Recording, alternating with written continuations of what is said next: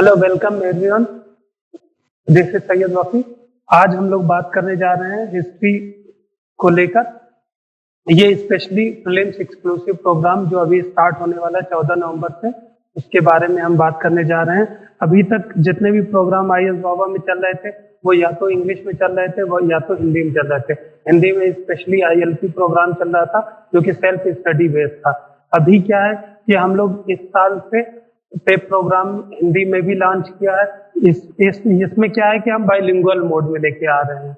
Bilingual में क्या है कि आपको वीडियो क्लासेस भी मिलेंगे, इसके साथ आपको जो भी कंटेंट है वो हिंदी में जो स्टूडेंट चाहेंगे उन्हें सारी चीजें टेस्ट सीरीज कंटेंट ये सारी चीजें हिंदी में मिलेंगी। इंग्लिश के जो स्टूडेंट है वो उनको सारी चीजें इंग्लिश में मिलेंगी। ये हमारा कहीं ना कहीं बाइलिंगुअल मोड में ये अप्रोच रहेगी।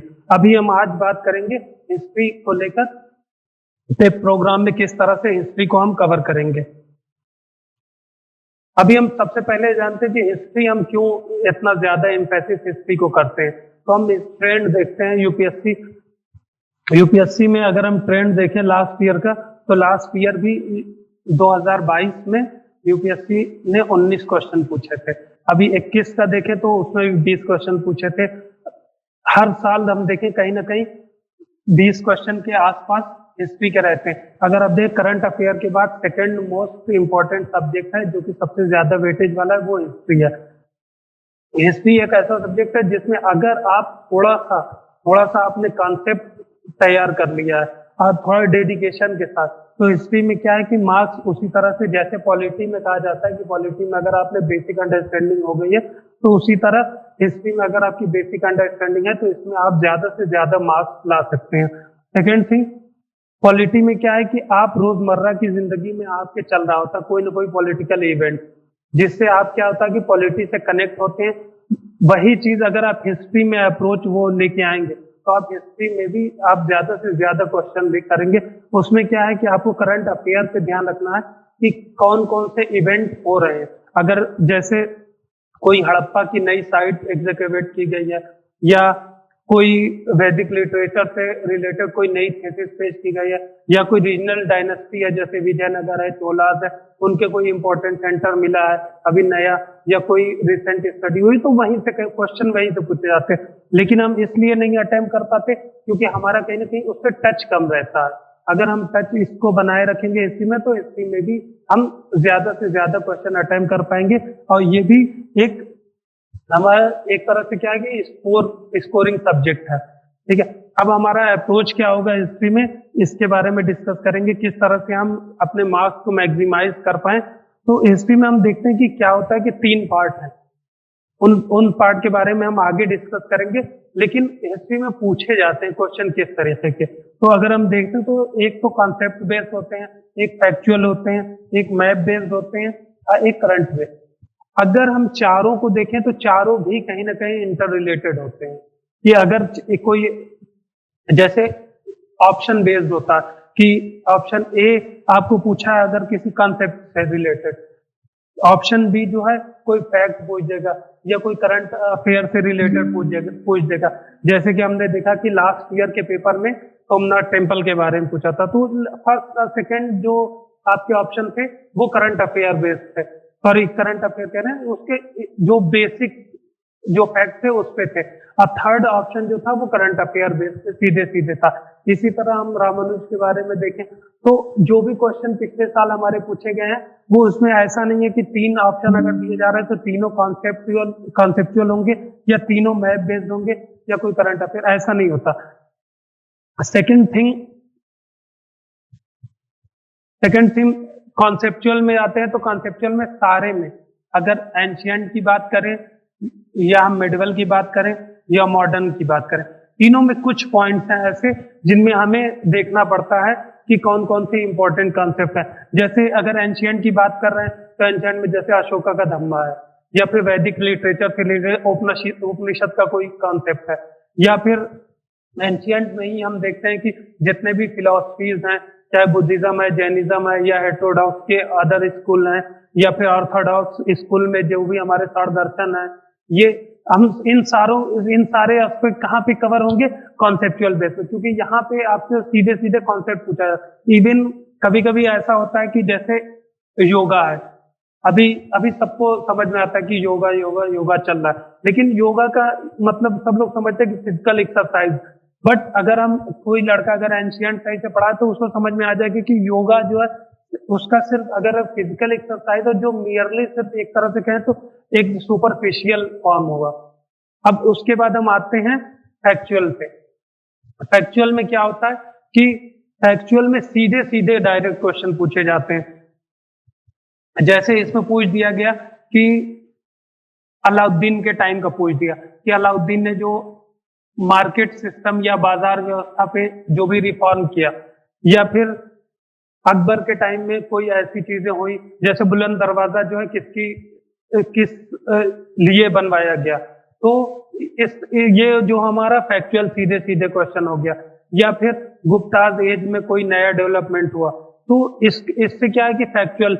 या फिर हम देखते हैं कि सिविल डिसओबीडिएंट मोमेंट या नॉन कोऑपरेशन मोमेंट, इसमें डायरेक्ट जो पूछ दिया गया फैक्ट, अगर आपको वो नहीं याद आ रहा, जैसे लास्ट ईयर के क्वेश्चन में हमने देखा था कि गदर मूवमेंट के बारे में पूछा था कि गदर मूवमेंट में 3 रिवोल्यूशनरी का नाम दे दिया था, उसके बाद उसमें पूछा था कि कौन इससे जो है एसोसिएटेड नहीं है। तो ये एकदम सीधा सीधा फैक्ट है, अगर आपको नहीं आ रहा है तो वो आप नहीं अटेम्प्ट कर सकते। तो ये हुआ फैक्चुअल। फैक्चुअल में क्या होता है कि हमारे पास ऑप्शन लिमिट होते हैं। यहाँ पे हमें क्या होता है, सबसे इंपॉर्टेंट अप्रोच अगर फैक्चुअल क्वेश्चन है तो वहां पे हमें एलिमिनेशन टेक्निक ही यूज करके ज्यादा से ज्यादा स्कोर कर सकते हैं, अगर ये फैक्चुअल बेस्ड है। फिर थर्ड पे आता है हमारा मैप बेस।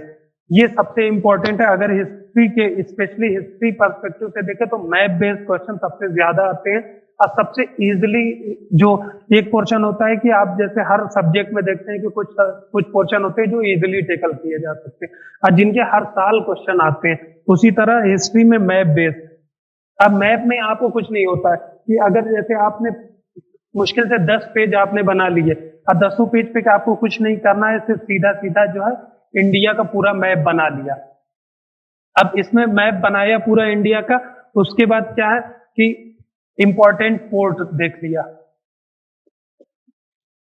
इंपॉर्टेंट पोर्ट देख लिया, इंपॉर्टेंट रिलीजियस प्लेस देख लिया, इंपॉर्टेंट इकोनॉमिक सेंटर देख लिया, इकोनॉमिक देख लिया सेंटर।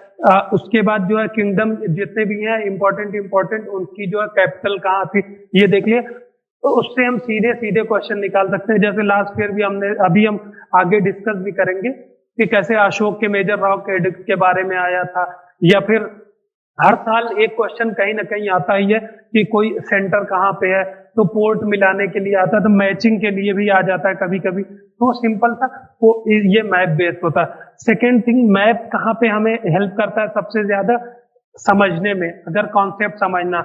जैसे अभी हम आगे पढ़ेंगे मिडिवल टाइम में, जैसे भक्ति और सूफी जो कि सबसे इंपॉर्टेंट है, इसमें से दोनों में से एक कोई ना कोई क्वेश्चन कहीं ना कहीं टकराती है। अगर आप हम क्या होता है सिंपली किताब पढ़ने बैठ जाते हैं और किताब पढ़ेंगे और फिर उसके बाद भक्ति में, पहले भक्ति में उपनिषद से स्टार्ट करेंगे, उपनिषद पढ़ेंगे, फिर उसके बाद शंकर का अद्वैत पढ़ेंगे, फिर उसके बाद उससे रामानुज आए, तो फिर आगे जितने भी रीजनल लेवल पे जो सारी हर जगह फैला वो हम इस तरह से पढ़ेंगे। या फिर सूफिज्म का भी पढ़ेंगे तो वही हम अप्रोच अपनाते हैं कि हम पढ़ के देखते हैं, तो हम कहीं ना कहीं 7 पेज पढ़ते हैं, लेकिन वो हमें याद ही नहीं होता। अब आपको अगर दुनिया देखनी है, कोई एरिया देखना है, तो अगर आप जमीन से ही चलना स्टार्ट करेंगे तो आपको कैसे याद होगा? आपको ऊपर से फिर हल्का हल्का नीचे आएंगे। अगर आप जैसे ऊपर से नीचे आते रहेंगे तो आपकी अप्रोच क्लियर होगी कि अगर आप सबसे पहले अगर आप देखिए ना, कोई नेविगेशन वाला है तो नेविगेशन वाला पहले पूरा मैप देखता है। ऐसा नहीं है ना कि अगर किसी को यूएस से इंडिया आना है तो ऐसा नहीं कि वो इंडिया की गलियों का देखेगा या फिर यहाँ पे पहले उतर के देखेगा पैदल चल के। वो पहले एक मैप ऐसा लेगा जिसमें पूरा ये पूरा कवर हो, वो देखेगा कि कहाँ से कहाँ आ रहा है। यही सेम अप्रोच जैसे जैसे आप नीचे जाएंगे वैसे वैसे आप देखेंगे, तो आप में क्या है कि एक कंसेप्चुअल क्लियरिटी होगी और दूसरी चीज क्या है कि आप भूलेंगे नहीं हमेशा। अब यही हम रखते हैं कि जैसे सूफी भक्ति, ये सिर्फ एग्जाम्पल दे रहे हैं, ये आपको हर जगह हर एस्पेक्ट में आएगा, ये मैप बेस्ड काम में। जैसे हमने मेजर रॉक एडिट के बारे में बताया था कि अगर हम सारी अशोक की इंपॉर्टेंट सारी एक दो बार बार बार देखते रहे, क्योंकि वो तो 10 मिनट का काम है। अगर आप जब भी रिवाइज कर रहे हैं तो आप सिर्फ पेज पलट लिए, ऊपर से सिर्फ देखें, आपको एक एक सबको याद नहीं करना, आप देख लिया। या फिर हड़प्पा सिविलाइजेशन का देख रहे हैं तो जो मेजर पोर्ट है जैसे लोथल है, यहाँ सुक्ता गंडोर है, या फिर यहाँ पे ताम्रलिप्ति है, या फिर यहाँ पे जो भी है बुर्दहोम या गुफकराल, ये जो भी इंपॉर्टेंट एस्पेक्ट है यहाँ से लेके आप पूरा सब कवर कर सके। इसी तरह भक्ति में आप क्या कर सकते हैं कि जैसे आपने स्टार्ट किया, ये एग्जांपल बता रहे हैं, जैसे उपनिषद से स्टार्ट हुआ, यहाँ शंकराचार्य का अद्वैतवाद आया, फिर शंकराचार्य के अद्वैत के बाद ये तमिलनाडु में आए रामानुज ने क्या किया कि विशिष्टाद्वैत लेके आया, जो क्वालिफाइड वननेस। अब यहाँ पे क्या हुआ कि अब शंकराचार्य के थे तो यहाँ पे अब बढ़ गया, एक चल रहा था शैव, अलवार हुए, नयनार हुए। अलवार जो है वो वैष्णवाइट है, जो नयनार है वो शंकराचार्य की फिलॉसफी से जो ये अफेक्टेड थे वो थे शैवाइट। अब यहाँ से क्या हुआ कि रामानुज के डिसाइपल यहाँ पे पूरा नॉर्थ इंडिया में पूरे फैल गए, हर जगह अलग अलग लोकेशन पे। अगर हम देखेंगे तो ये रामानंद जो थे यही इन्हीं के डिसाइपल थे। उसके बाद इनके 11 अलग अलग जगह हर एरिया में आए। फिर अगर हम विशिष्टाद्वैत के बाद देखें तो इसी से अब जो वैष्णवाइट हुआ ये आगे दो में बढ़ गया, एक राम भक्ति और एक जो है विष्णु भक्ति, जो जिसे कृष्ण भक्ति बोलते हैं। अब इनके सेंटर अलग अलग हुए, जैसे राम भक्ति से सेंटर रिलेटेड कौन सा है, जो अवध रीजन है, जो तुलसीदास ये लोग सारे राम भक्त है। अब कृष्ण भक्ति से रिलेटेड चाहे ये राजस्थान में मीराबाई ले लीजिए, या नरसिंह मेहता गुजरात में, या फिर इधर आपका चैतन्य महाप्रभु हुए, फिर यह असम एरिया में जो है शंकर देव। इस तरह से अगर आपको हल्का हल्का पता होगा, अब ये आपको लोकेशन पता होगा तो आपको ये भी पता होगा कि यहाँ पे जो है सत्रह सिस्टम था, या फिर यहाँ अगर चैतन्य महाप्रभु है तो यहाँ पे कीर्तन सिस्टम था। ये आपको अपने आप होगा। अब दूसरी चीज क्या कि आप याद नहीं होगे, टेकल इजिली कर पाएंगे। इसी तरह आपको सूफी में भी अपनाना है कि सूफीज्म में किस तरह से सारे सेंटर इंपॉर्टेंट सेंटर कहाँ से, जैसे अजमेर है, दिल्ली है, या यहाँ दौलताबाद है, ये किस तरह से एक दूसरे से कनेक्टेड है, अपने आप आपको समझ में आ जाएगा। ये मैप का इंपॉर्टेंस है। ये हर सब्जेक्ट में आपको मैथ जो है एक इंपॉर्टेंट रोल प्ले करता है, तो ये इस चीज को आपको ध्यान रखना। अब फोर्थ पार्ट आता है हमारा करंट अफेयर।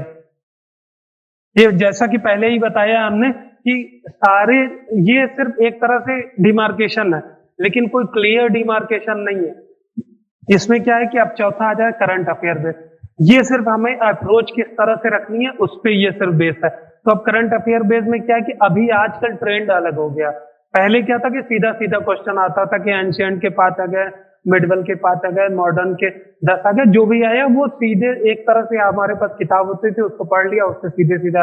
अभी ऐसा नहीं, अभी क्या है कि यूपीएससी भी उसी तरह से डायनामिक अप्रोच अपना रहा है। तो अभी क्या है कि अगर हम देखें तो करंट अफेयर का इंपॉर्टेंट रोल होता जा रहा है, इवन हिस्ट्री में भी। तो हिस्ट्री के जो भी सब्जेक्ट, हिस्ट्री रिलेटेड सब्जेक्ट के जो भी क्वेश्चन आ रहे हैं वो करंट अफेयर से ज्यादा अफेक्टेड रह रहे हैं।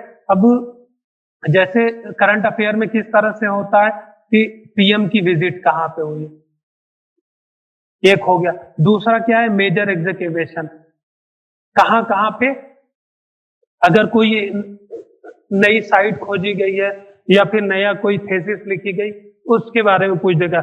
या फिर तीसरा क्या है कि जैसे यूनेस्को है, यूनेस्को ने किसी साइट को इंक्लूड किया है, इंपॉर्टेंट बताया, या वर्ल्ड हेरिटेज साइट में इंक्लूड किया, तो ये सारे एस्पेक्ट जो है वो करंट अफेयर में आते रहते हैं। दूसरा क्या है कि कोई मंदिर का रिनोवेशन चल रहा है, जैसे होयसल मंदिर के बारे में पूछा था, या कुछ स्पेसिफिक फीचर्स हैं उनके बारे में पूछता है। तो ये सारे हमें करंट अफेयर को अलाइन रखना। जैसे जो लोग आईएलपी प्रोग्राम से जुड़े हैं उन्हें पता होगा कि जो हमारा बाबापीडिया होता है, बाबापीडिया में ये करंट अफेयर में हिस्ट्री सेक्शन में ये कंटिन्यूअस ये इस तरह से ऐड ऑन होता रहता, तो वहां से देख सकते हैं। अब क्या है, हम नेक्स्ट सेक्शन पे आते हैं। ये हम एक बेसिक फ्रेमवर्क हमने देख लिया। अब हम आते हैं कि हमें क्या क्या चीजें, क्या कौन कौन से सेगमेंट है जिसपे हमें ज्यादा ध्यान रखना है, जहां से ज्यादा क्वेश्चन पूछे जाते हैं। क्योंकि अगर हम देखेंगे वैसे तो हिस्ट्री इतना वास्ट सब्जेक्ट है तो हम कवर ही नहीं कर पाएंगे। हमें हमारा टारगेट ये होगा कि मैक्सिमम जो है 20 दिन 20 डेज में हमें इतना करना है कि अगर 20 क्वेश्चन आ रहे हैं तो हमें किसी भी हाल में जो है 14 प्लस क्वेश्चन अटेम्प्ट करना है। कि अगर नॉर्मल स्टूडेंट 12 कर रहा है तो हमें 40 प्लस 15 से 16 करना है। हमें ये नहीं है, एक इम्पॉसिबल सी चीज है कि कोई 20 तो कोई नहीं कर पाएगा, लेकिन हमें कोशिश ये करनी कि जो एवरेज स्टूडेंट है, जो प्रिपरेशन वाला, उससे हमें 2 क्वेश्चन ज्यादा करना। क्योंकि कहीं ना कहीं कट ऑफ जितनी जाती है, अगर अगर 100 नंबर कट ऑफ जा रही है तो ज्यादातर लड़के जो 95 या 105 के बीच ही में रहते हैं। यहाँ पे यही आपको काम आता है कि आप जो एक एक क्वेश्चन की लीड लेते हैं, जो इजी क्वेश्चन की। सब लोग क्या है कि हर साल जो टफ क्वेश्चन रहते हैं उन्हीं को लेके घूमते रहते हैं, लेकिन जो इजी क्वेश्चन है उनको नहीं देखते कि इजी क्वेश्चन वो गलत करके। तो हमारे पास जो इजी क्वेश्चन को अटेम्प्ट करने का सबसे अच्छा चांस है कि हम कितना रिवीजन कर रहे हैं और कितना हमारे पास जो भी है वो कॉन्सेप्चुअली कितना क्लियर है। क्या है कि हम 3 किताब 4 किताब पढ़ लिया, 5 किताब पढ़ लिया, हिस्ट्री की 50 किताब है, लेकिन हिस्ट्री में अगर एक ही किताब को आप जो है 10-12 बार पढ़ लेंगे तो आपका वो सारे क्वेश्चन अटेम्प्ट हो जाएंगे। आपको इधर उधर भागना, क्योंकि बेसिक कुछ कुछ कॉन्सेप्ट जो बेसिक है वो सब में सेम रहता है। ठीक है, अभी हम क्या है कि देखते हैं कि किस तरह से हमें अप्रोच क्या रखनी है। अब एंशिएंट इंडिया, मेडिवल और मॉडर्न, ये 3 पार्ट इंपॉर्टेंट है, इसके बारे में सबको पता है। अब हमें करना क्या है कि एक ही 2-2 पेज सबका बना दिया हमने। अब इंपॉर्टेंट फिलॉसफी लिख लिया। इंपॉर्टेंट फिलॉसफी में क्या है कि हड़प्पा कल्चर का देख रहे हैं कि हड़प्पा कल्चर में क्या क्या चीजें थी, उनकी उनकी बिलीफ क्या था।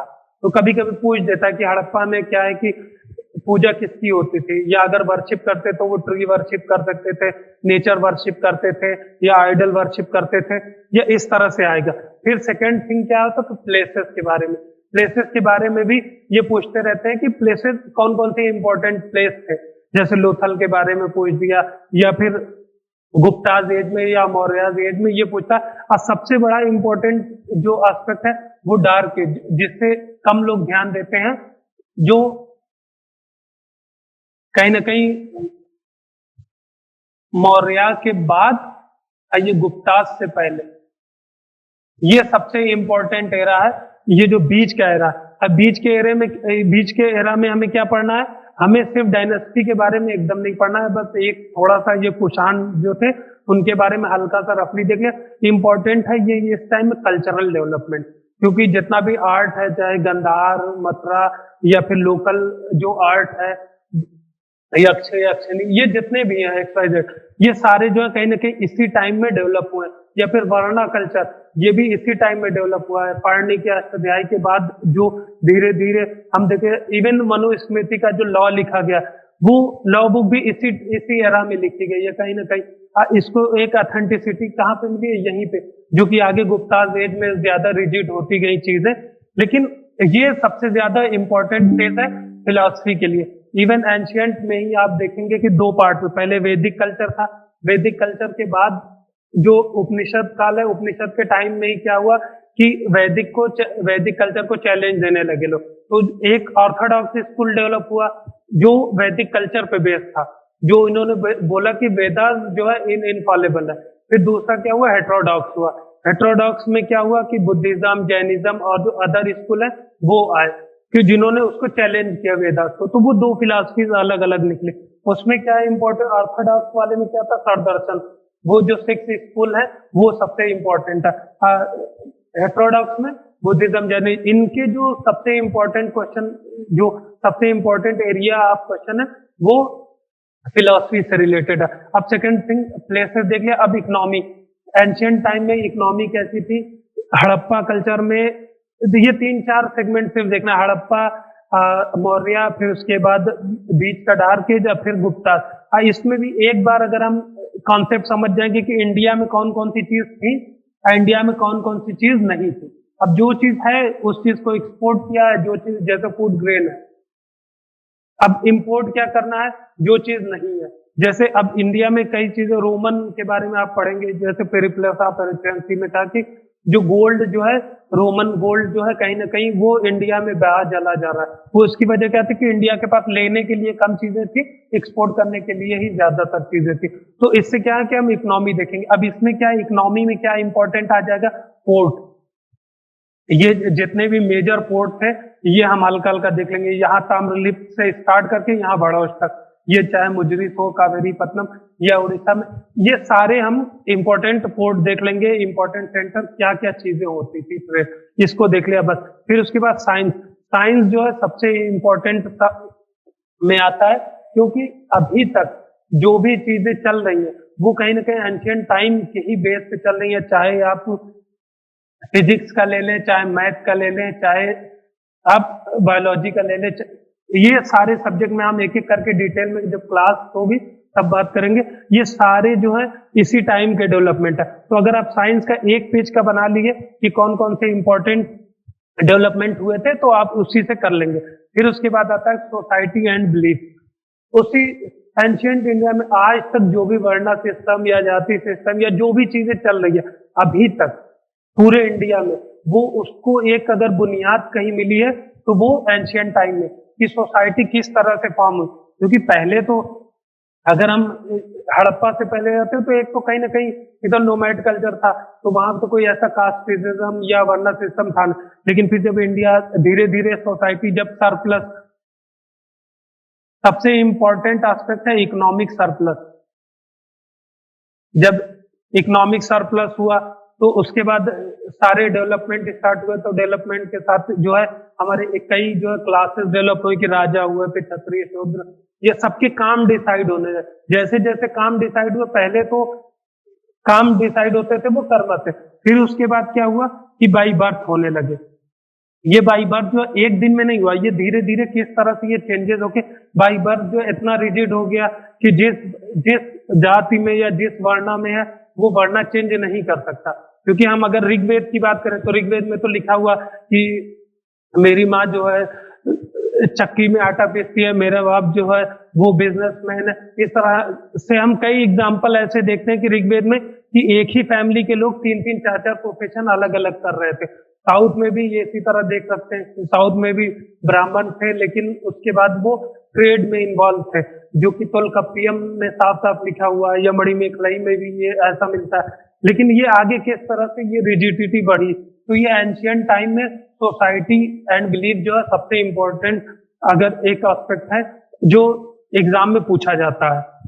अब इसके बाद हम आते हैं एंशिएंट, ये सारे हम कवर करेंगे एक दूसरे से इंटरलिंक करते हुए कि किस तरह से ये स्टार्ट होगा मेगालिथिक पीरियड से, मेगालिथिक से फिर हम धीरे धीरे करते हुए एक एक जैसे जैसे इकोनॉमिक सरप्लस जो डेवलपमेंट हो रहे हैं उससे हड़प्पन सिविलाइजेशन किस तरह से फॉर्म हुई, फिर हड़प्पन सिविलाइजेशन किस तरह से डिक्लाइन की, फिर उसके बाद वैदिक कल्चर आया, फिर उसके बाद डार्क वैदिक कल्चर के बाद किस महाजनपद काल आया, फिर मौर्याज, फिर उसके बाद डार्क एज, फिर उसके बाद डार्क एज के बाद किस तरह से गुप्ताज, गुप्ताज के बाद फिर डिक्लाइन किया, फिर वर्धन तक, वर्धन के बाद जो है अगर हम आगे बढ़ जाएंगे तो वो सल्तनत तेरह में ऐड हो जाएगी। लेकिन अगर आपको क्रोनोलॉजी पता होगी और सिर्फ एक डेवलपमेंट पता होगा कि किस तरह से एक के बाद एक हो रहा है, अगर आपको ये चेन पता होगी, अगर एक बार आपने कवर कर लिया ये चेन को एंशिएंट इंडिया की सारे में, अगर हम इकोनॉमी की एक चेन, साइंस की एक चेन, फिर सोसाइटी की किस तरह से डेवलप हुआ, तो आप कभी नहीं बोलेंगे। दूसरी चीज क्या है कि क्वेश्चन में अगर फैक्चुअल के साथ अगर कंसेप्चुअल भी पूछा तो आप कई चीजें आपको नहीं आती रहेंगी फिर भी आप अटेम्प्ट कर पाएंगे। इसी तरह अब हम आते हैं मेडवल इंडिया में। मेडवल इंडिया में हम पहले ही बात कर चुके हैं सूफी भक्ति को किस तरह से कवर करना है हमें। दूसरा क्या है कि मेडवल इंडिया में अगर पूछा जाता है तो वो रीजनल किंगडम पे ज्यादा पूछा जाता है, और रीजनल किंगडम के भी ज्यादा इंपॉर्टेंट जो एस्पेक्ट है वो कल्चर है।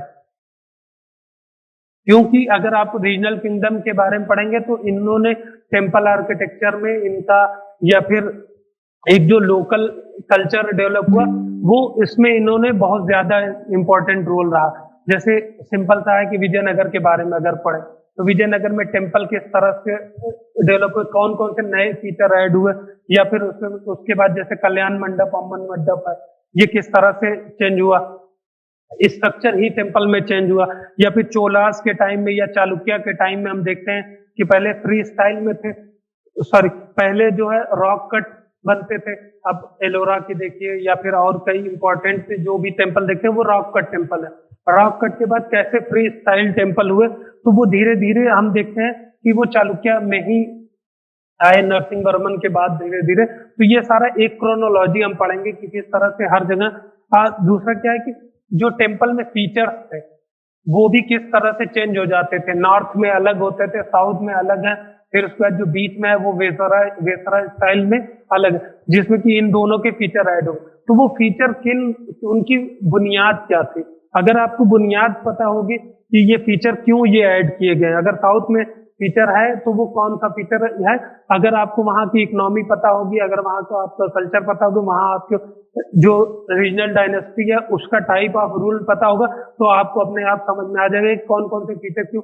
और दूसरी चीज आप क्या है कि भूलेंगे नहीं, उसके बाद सबसे इंपॉर्टेंट ये चीज हमें सबसे इंपॉर्टेंट है। दूसरी चीज, अब आते हैं हम जो मिडिवल टाइम में हमें कवर करना है। एक तो कल्चर के बारे में हमने देख लिया, साइंस टेक मिडिवल टाइम में, साइंस टेक हर एरा में आपको देखना है कि खास तौर से एंशियंट में और मिडिवल में, इन दोनों में जरूर देखना है, क्योंकि साइंस के बारे में धीरे धीरे पूछा जाता है। जैसे अर्घट सिस्टम सिंपल सा पूछा गया था अभी कुछ साल पहले ही, अर्घट में क्या होता है, पानी। फिर उसके बाद यहाँ पे पहले क्या था कि एक इस तरह से चेन थी, फिर उसके बाद क्या हुआ, मिडिवल टाइम तक आते आते आते आते ये गियर सिस्टम आ गया।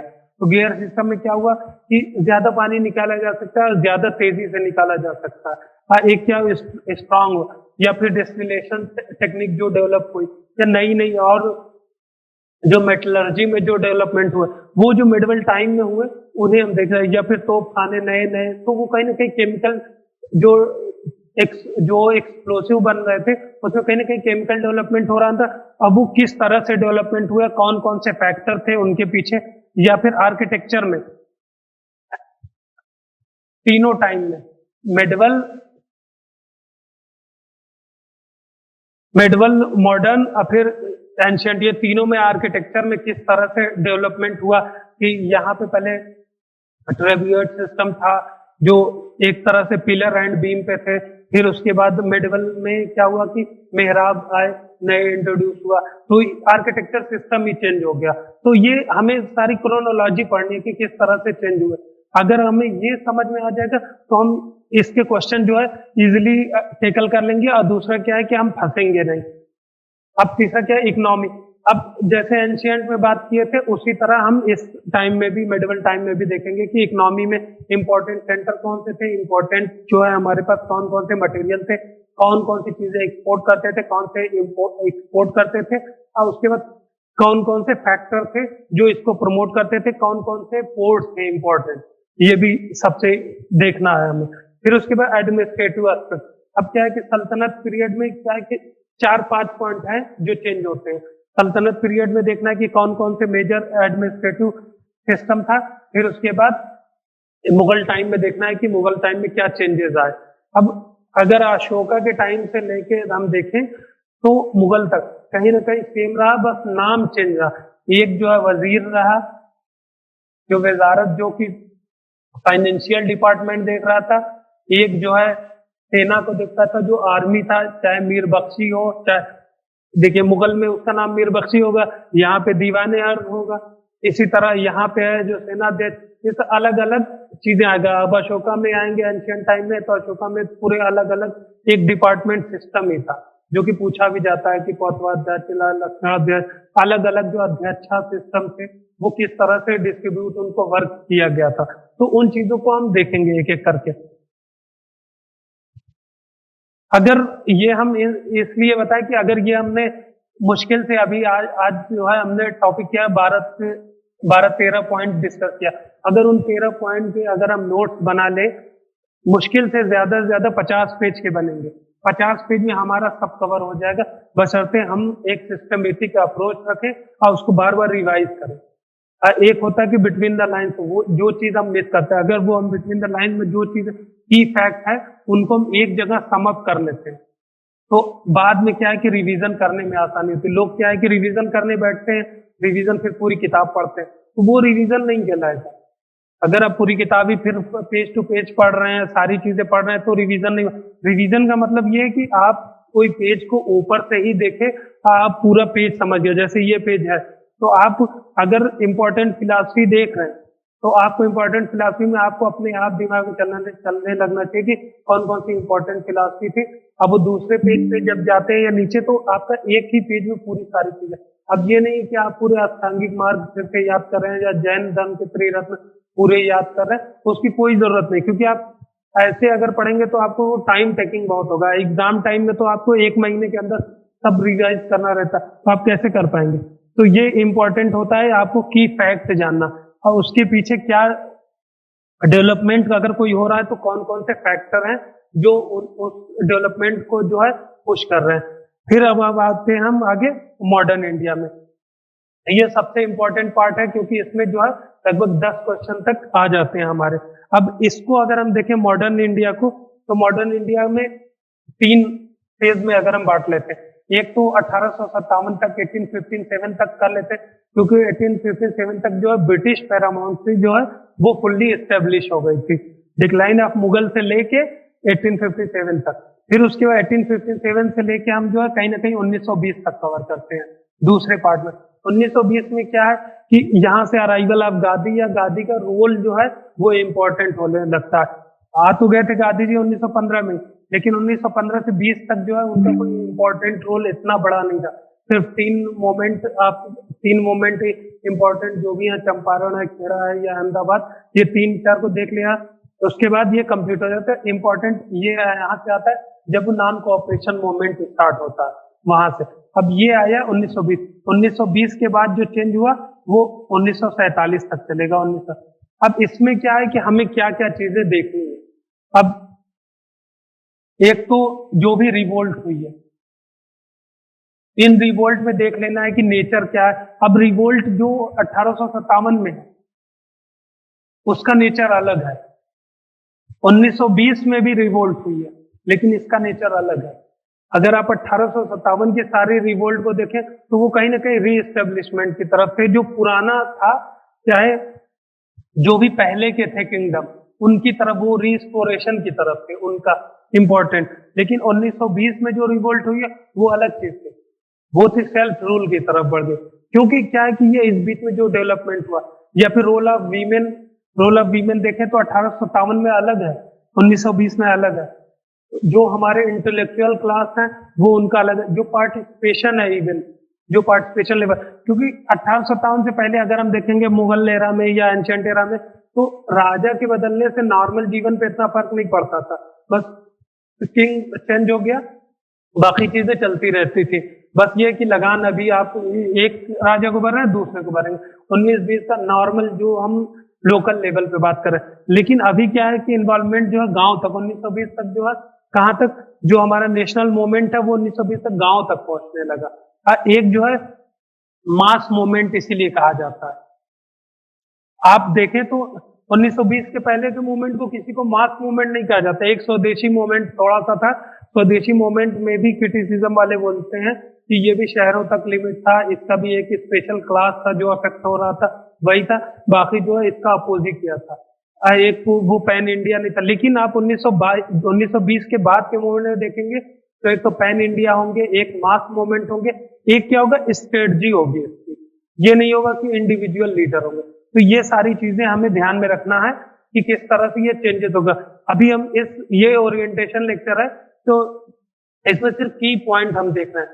आगे हम जो हमारा 20 से 20 दिन 22 दिन का जो लेक्चर होगा, उसमें हम सारे एस्पेक्ट के जितने भी कीवर्ड है उनको सारा कवर करेंगे, कि जिससे हमारा पूरा हिस्ट्री जो सब्जेक्ट है अगर हमें बताया जाए तो हम 2 घंटे में कम से कम बेसिक जितने भी एस्पेक्ट है वो सारे हम रिवाइज कर लें। अब ये हमारा हो गया मॉडर्न इंडिया का। अब मॉडर्न इंडिया में हमने बेसिक चीजें देख ली कि स्ट्रेटजी किस तरह से हमें रखनी है, या एंशिएंट इंडिया में किस तरह की स्ट्रेटजी रखनी है, या मॉडर्न इंडिया में किस तरह की स्ट्रेटजी। अब हम कुछ क्वेश्चंस को देख लेते हैं।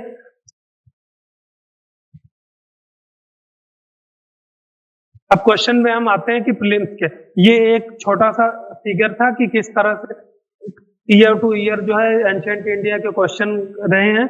ये आप देखिए कि 2013 से लेके 2020 तक डाइवर्सिटी आपको दिख रही होगी कि यहाँ पे कितना डाइवर्स रोल रहा है एंशिएंट इंडिया का, एकदम चेंज हुआ।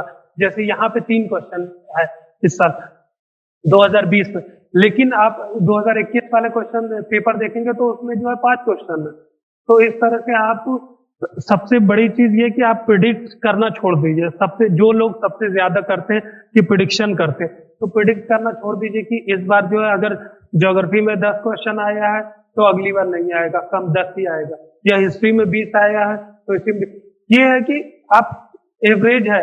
अब यूपीएससी ही अनप्रिडिक्टेबल है, तो वो किसी साल 20 किसी में पूछ सकता है, किसी में उस साल 17 ही पूछ सकता है। लेकिन आपको तैयार सारे सब्जेक्ट बराबर तरीके से करने हैं, इसीलिए बोले कि रिवीजन सबसे इंपॉर्टेंट है, जिससे आप सारे सब्जेक्ट को कम से कम टाइम में आप रिवाइज कर सके। आप सारे कहीं ना कहीं कंप्लीटनेस होनी चाहिए, क्योंकि अभी आप प्रीलिम्स दे रहे हैं, फिर ये मेंस में भी यही काम आएगा। फिर आप अगर इंटरव्यू में भी पूछ सकता है, सबसे बड़ी चीज जो हमारा एंशियंट का पार्ट है वो सबसे ज्यादा रोल प्ले करता है एस्से में। अगर आप इससे कोई फिलोसफिकल एस्से लिख रहे हैं तो उसमें वो एंशियंट के कई की पॉइंट, चाहे गीता का निष्काम कर्म हो, चाहे पुरुषार्थ हो, ये जितने भी फीचर्स है, या बौद्धिज्म की फिलॉसफी या जैनिज्म की फिलॉसफी, ये सारे आप कोट कर सकते हैं। जो क्या चाहे एक इम्पैक्टफुल होता है, एक नेचर उसका इम्पैक्टफुल होता है। अब आते हैं हम कुछ क्वेश्चन पे। जैसे ये क्वेश्चन है कि अशोका के टाइम का ये मेजर रॉक एडिक्ट के बारे में। अब इंपॉर्टेंट जितने भी रॉक एडिक्ट है, अगर आप मैप में देखेंगे तो बार बार देखते रहेंगे तो अपने आप याद हो जाएगा। और उसमें से कुछ इंपॉर्टेंट होते हैं, वो ऐसा नहीं है कि वो आपको कोई भी पूछ देगा, वो सिर्फ इंपॉर्टेंट ही पूछते हैं, जो कि या तो करंट अफेयर में रहे हो या फिर बहुत ही इंपॉर्टेंट नेचर के। जैसे धौली है, इरागुडी, जौगढ़, कलसी।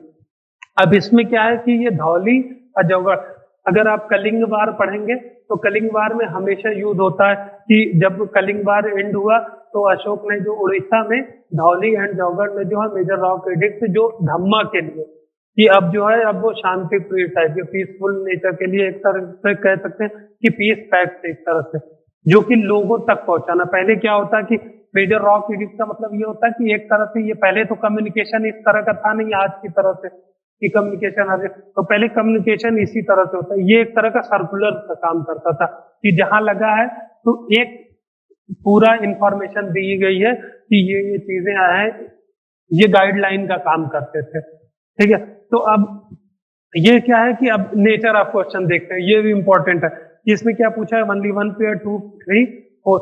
ये आप एकदम सा रिजिड क्वेश्चन है कि अगर इसमें आप चारों आ रहे हैं तभी आप कर पाएंगे, अदरवाइज आप इसको नहीं टेकल कर सकते। अगर एक भी गलत आ रहा है तो आप नहीं कर सकते। अब सीधा सीधा मैप है, जैसे ये धौली जौगढ़ है तो जौगढ़ का एमपी दिया है, तो इसको आप सीधे सीधे सीधे काट सकते हैं, तो ये एक आपका कट गया। ईरागुडी फेमस है, ये आप अगर एक दो बार देखेंगे तो ईरागुडी ऐसा नाम भी है। और दूसरी चीज ये आंध्र प्रदेश है, वो सही है, समझ जाएंगे आपको। ठीक है, दूसरी चीज कलसी।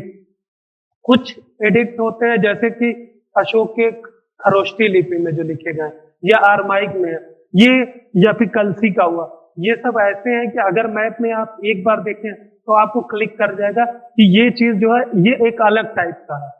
ऐसा नहीं है कि मतलब वो एक ही जगह, ये उत्तराखंड में है, एक अगर आप मैप का देखेंगे तो उत्तराखंड की तरफ जो एक इकलौता यही दिखेगा, तो आप एकदम इसको निकाल लेंगे कि ये कर्नाटक में नहीं है। तो इससे आप सीधे सीधे क्वेश्चन पे आ जाएंगे कि मतलब 2 पेयर। तो ये कुछ क्वेश्चन क्या होता है कि आप 100% कोई चीज याद नहीं कर सकते, बस आपको क्या लॉजिकल माइंड लगाना रहता है, और दूसरी चीज आपको रिकॉल करना पड़ता है कि क्या क्या इंपॉर्टेंट फैक्ट है। कुछ चीजें जो यूनिक होती हैं, बस यूनिक वाली चीजें आप याद रखिए, यूनिक के साथ जो है आप अपने आप क्वेश्चन कोई भी होगा वो निकाल लेंगे उसका आंसर। अब दूसरे क्वेश्चन पे आते हैं कि जैसे क्या है कि ये नेचर ऑफ द हुंडी। ये हुंडी ऐसा नाम है कि जो लोग, जिन लोगों के भी घर के अगर कोई गल्फ में रह रहा होगा या फॉरेन में रहेगा तो अभी भी हुंडी से ही पैसे आते हैं, अभी भी आज भी प्रिवेलेंट है। ये हुंडी में क्या होता है कि वहां पे आपने किसी को पैसे दिए, अब वो जो है उसमें कोई ऐसा नहीं होता, वो कोड में लिखा रहता है एक नाम की, आपको इतने रुपए देने हैं, वो कोड ही चलता है, जिसमें जिससे क्या होता है कि हमारा एक तो ये इतना स्टेब्लिश चैन है कि ये एंशियंट टाइम से अभी भी सेफ ही मानी जाती है, जो जिसे अभी कभी कभी हवाला भी कहा जाता है। हवाला सिस्टम भी कहीं ना कहीं अभी मॉडर्न टाइम में हुंडी का ही काम कर रहा है। तो ये क्या है कि आप सिंपल सा अगर मॉडर्न एस्पेक्ट भी समझ रहे हैं, ये कहीं ना कहीं करंट अफेयर बेस्ड ही क्वेश्चन है, क्योंकि ये हुंडी नाम तो ये पुराना है लेकिन ये चल रहा है, प्रिवलेंट अभी भी करंट में है। इसीलिए हवाला सिस्टम इसी का सेकंड नाम है अगर अभी के में देखें, क्योंकि ये इसमें टैक्स पे कोई नहीं कर रहा। और दूसरी चीज ये अनअकाउंटेड है, इसके बारे में तो कोई पता नहीं है कि कहाँ से आया है और किसको जा रहा है। हुंडी वाले डिलीवर भी जो पैसे करते हैं वो इसी तरह से इतना सेक्रेटली होता है कि किसी को कुछ नहीं, जिसको दिया जाता है सिर्फ वही जान पाता है। तो ये हुंडी क्या होगा, सीधे सीधे आप लगा देंगे अभिलाष एक्सचेंज, क्योंकि ये मनी का काम करता है। अगर आपको सिर्फ कॉन्सेप्ट पता होगा और ये करंट अफेयर बेस्ड आपकी इंफॉर्मेशन क्लियर होगी। अब आते हैं हम तीसरे क्वेश्चन में। तीसरे क्वेश्चन में भी देखते हैं क्या है कि संगम लिटरेचर के बारे में पूछा है। तो संगम लिटरेचर में आपको बेसिक पहले ही बता दिया कि आपको लिटरेचर जितने भी है जो भी इंपॉर्टेंट, ये संगम लिटरेचर का मतलब ये पूरा संगम कल्चर को ये डिनोट करता है कि एंशिएंट कल्चर के बारे में हमें सारी जानकारी जो भी मिलती है वो संगम लिटरेचर से ही मिलती है। इसमें आपको ये देखा 3 हुई थी सारी। तो फर्स्ट संगम के बारे में तो कोई ज्यादा हमारे पास कोई इंफॉर्मेशन नहीं है, क्यों? क्योंकि कोई लिटरेचर ही अवेलेबल नहीं है। सेकंड जो संगम हुई थी, सेकंड संगम का जो एक इंपॉर्टेंट है वो तुलकपियम है, जो कि ग्रामर बुक है। उसमें जो इंफॉर्मेशन है, ग्रामर बुक आप लोग समझ रहे होंगे कि ग्रामर बुक का इंपॉर्टेंस क्या होता है। क्योंकि ग्रामर बुक अगर कोई है, जैसे अभी आप पढ़ते होंगे कि ऑक्सफोर्ड में ये वर्ड ऐड किया गया, तो इसका मतलब क्या है? जैसे पाणिनि का अष्टाध्यायी है, वो भी ग्रामर बुक ही है। अभी आप ऑक्सफोर्ड की डिक्शनरी उठाते हैं तो वो भी एक ग्रामर बुक है। ग्रामर बुक ये बताती है कि कौन सी चीज प्रेवलेंट है सोसाइटी में। अगर किसी को आज से 500 साल बाद ऑक्सफोर्ड की डिक्शनरी एक मिलती है तो वो सीधे सीधे समझ जाएगा कि इस कल्चर में कौन कौन सी चीजें अवेलेबल थी।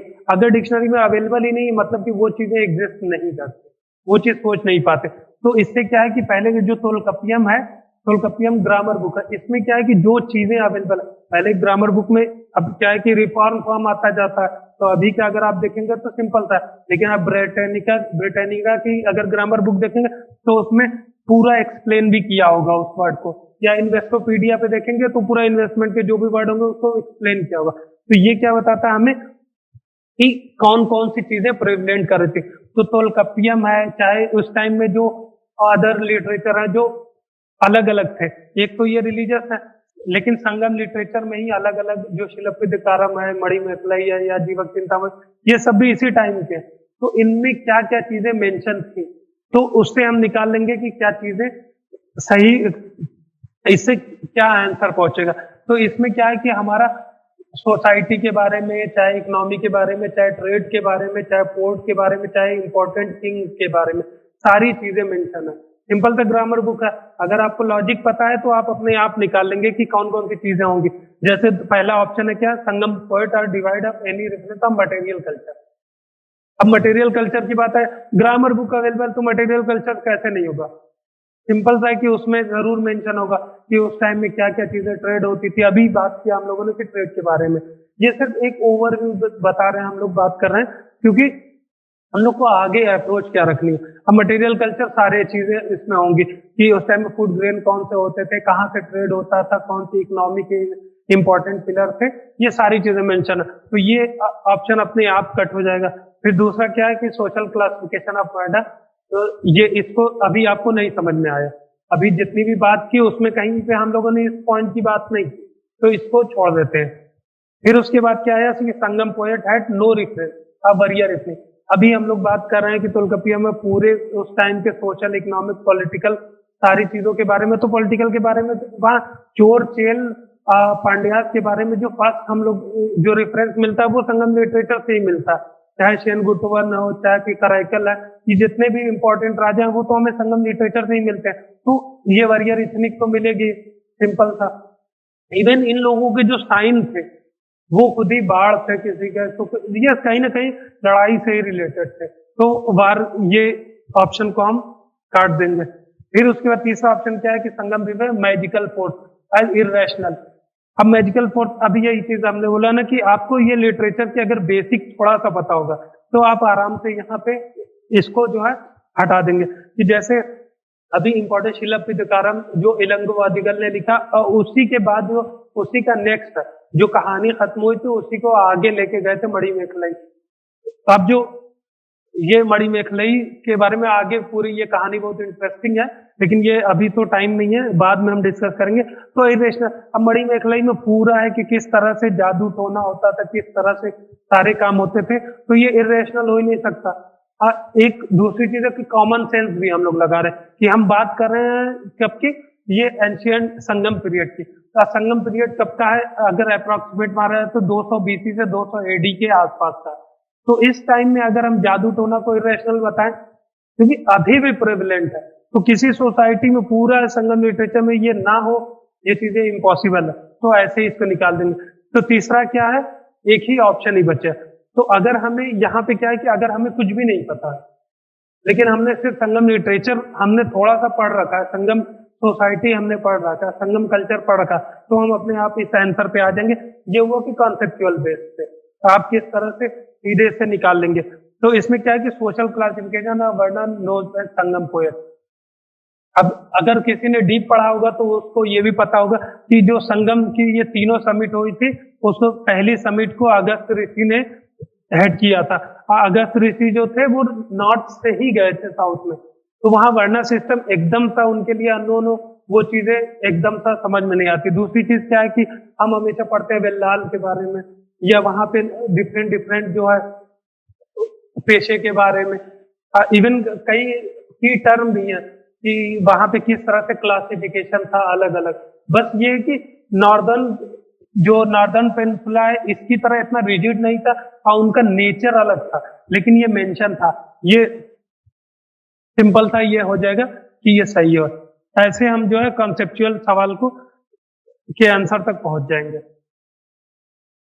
अब हम आते हैं नेक्स्ट क्वेश्चन पे कि ये पहले ही हम बात कर चुके हैं, इंपॉर्टेंट डायनेस्टी आपने देख लिया, इंपॉर्टेंट की टर्म और कॉन्सेप्ट सेम पैरामीटर हमें रखना। हमें कुछ भी, हमें ये नहीं कि पूरा मतलब एक तरह से दिमाग में बनाना कि बड़ा सब्जेक्ट है, बस की टर्म सब में जो पॉलिटिकल सोशल इकोनॉमिकल साइंस से इकोनॉमी और उसके बाद कल्चर और सोसाइटी, ये सारे इंपॉर्टेंट हमें देखना, और उसके किस तरह से वो एंशियंट टाइम में लेके, एंशियंट टाइम से लेके ये मॉडर्न टाइम में किस तरह से आए हैं, ये मॉडर्न टाइम और ये एंशियंट टाइम ये किस तरह से आए और इनको कौन कौन से फैक्टर रहे हैं जो इनको चेंज किए।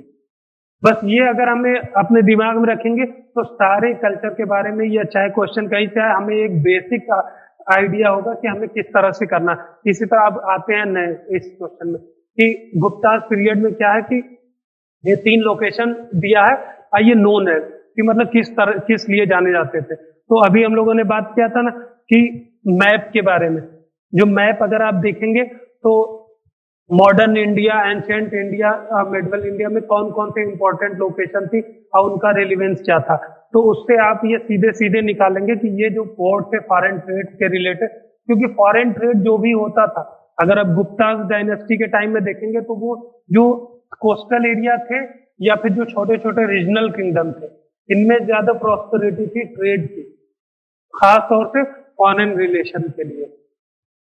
तो कुछ क्वेश्चन, या फिर एक और भी एस्पेक्ट है कि अगर कुछ ये जो एकदम फैक्चुअल है, अगर आपको नहीं आ रहा है तो फिर आप नहीं अटेम्प्ट कर पाएंगे, तो इसको आप छोड़ भी सकते हैं। लेकिन क्या है कि अगर आपकी अप्रोच क्लियर होगी तो आपको एक आइडिया लग जाएगा। ये 3 नाम दिए हैं, कभी कभी ऐसा भी होता है कि आपको ये तीनों नाम आने की जरूरत नहीं है, आपको एक नाम कोई आएगा, आप एक नाम से ही आइडिया लगा लेंगे कि क्या, क्योंकि 1 2 ये दोनों एकदम सीधे सीधे हट जाएंगे आपके। सिर्फ इसमें आपको लगेगा कि ये कहीं ऐसा तो ना हो, लेकिन ये भी आपने सुना होगा नहीं तो ये भी हटा देंगे आप। कभी कभी आपको एक्चुअल के साथ एक लॉजिक थोड़ा सा निकालना पड़ता है, और कभी कभी यही चीज बताए कि एक को 1 2 पॉइंट आएगा आपको, उसी से आप आंसर निकाल देंगे। अब आते हैं हम मिडिवल हिस्ट्री में किस तरह से क्वेश्चन आते हैं। मिडिवल हिस्ट्री में भी देख रहे हैं हम कि हमेशा चेंज होता रहा है नेचर, कभी 1 क्वेश्चन आया लेकिन कभी 4 आ गया, कभी 5 क्वेश्चन, अभी पिछले साल देखें तो 5 क्वेश्चन आ गया, तो इस तरह से नेचर चेंज होता रहता है। तो आपको मिडिवल हिस्ट्री में आपको क्या है कि पूरा नहीं पढ़ना, अगर आप पूरा पढ़ने बैठेंगे तो सल्तनत मुगल में ही पूरा लंबी लंबी थेसिस लिखी हुई है, आप कवर ही नहीं कर सकते। तो आपको क्या फोकस करना है, कहाँ से यूपीएससी पूछ रहा है, आपको ट्रेंड पकड़ना है, कौन कौन से क्वेश्चन आ रहे हैं, किस तरीके से करना है आपको, क्या अप्रोच रखनी है। अब हम देखते हैं आगे तो कुछ क्वेश्चन को देखेंगे कि किस तरह से क्वेश्चन आए। अब जैसे पहला ही क्वेश्चन है कि मेडिवल इंडिया में फड़म किस तरह से, ये पहले ही अभी बताए थे। कुछ की टर्म होते हैं, चाहे एंशियंट इंडिया में है चाहे मेडिवल इंडिया में, दोनों में कुछ की टर्म्स है। मेडिवल इंडिया में सल्तनत पीरियड में हम पढ़ेंगे तो कई टर्म, कभी साफिया पूछा था कि क्या होता है, या फिर अर्घट पूछ देता है, या फिर जो पेरुंदनम सेरुंदनम, ये कुछ की टर्म है ऐसे, उनके बारे में पूछ देता है कि वो ये क्या थे। अब वो कहीं ना कहीं अगर आप किसी डायनेस्टी के बारे में पढ़े होंगे या कल्चर के बारे में पढ़ेंगे तो बहुत स्पेसिफाइड होगा वो, लेकिन हमारा क्या है कि रिवीजन ना होने की वजह से हम रिवीजन करते हैं वो चैप्टर पढ़ के, तो हमारे कीवर्ड हमें याद नहीं रह पाते, जो मतलब बिटवीन द लाइंस होते हैं, जो कीवर्ड होते हैं। अब जैसे फड़म, अगर कोई साउथ का होगा तो वो ऐसे ही समझ जाएगा कि फड़म माने ही पैसा होता है, वो वर्ड से ही निकाल लेगा, उसको सोचना ही नहीं पड़ेगा।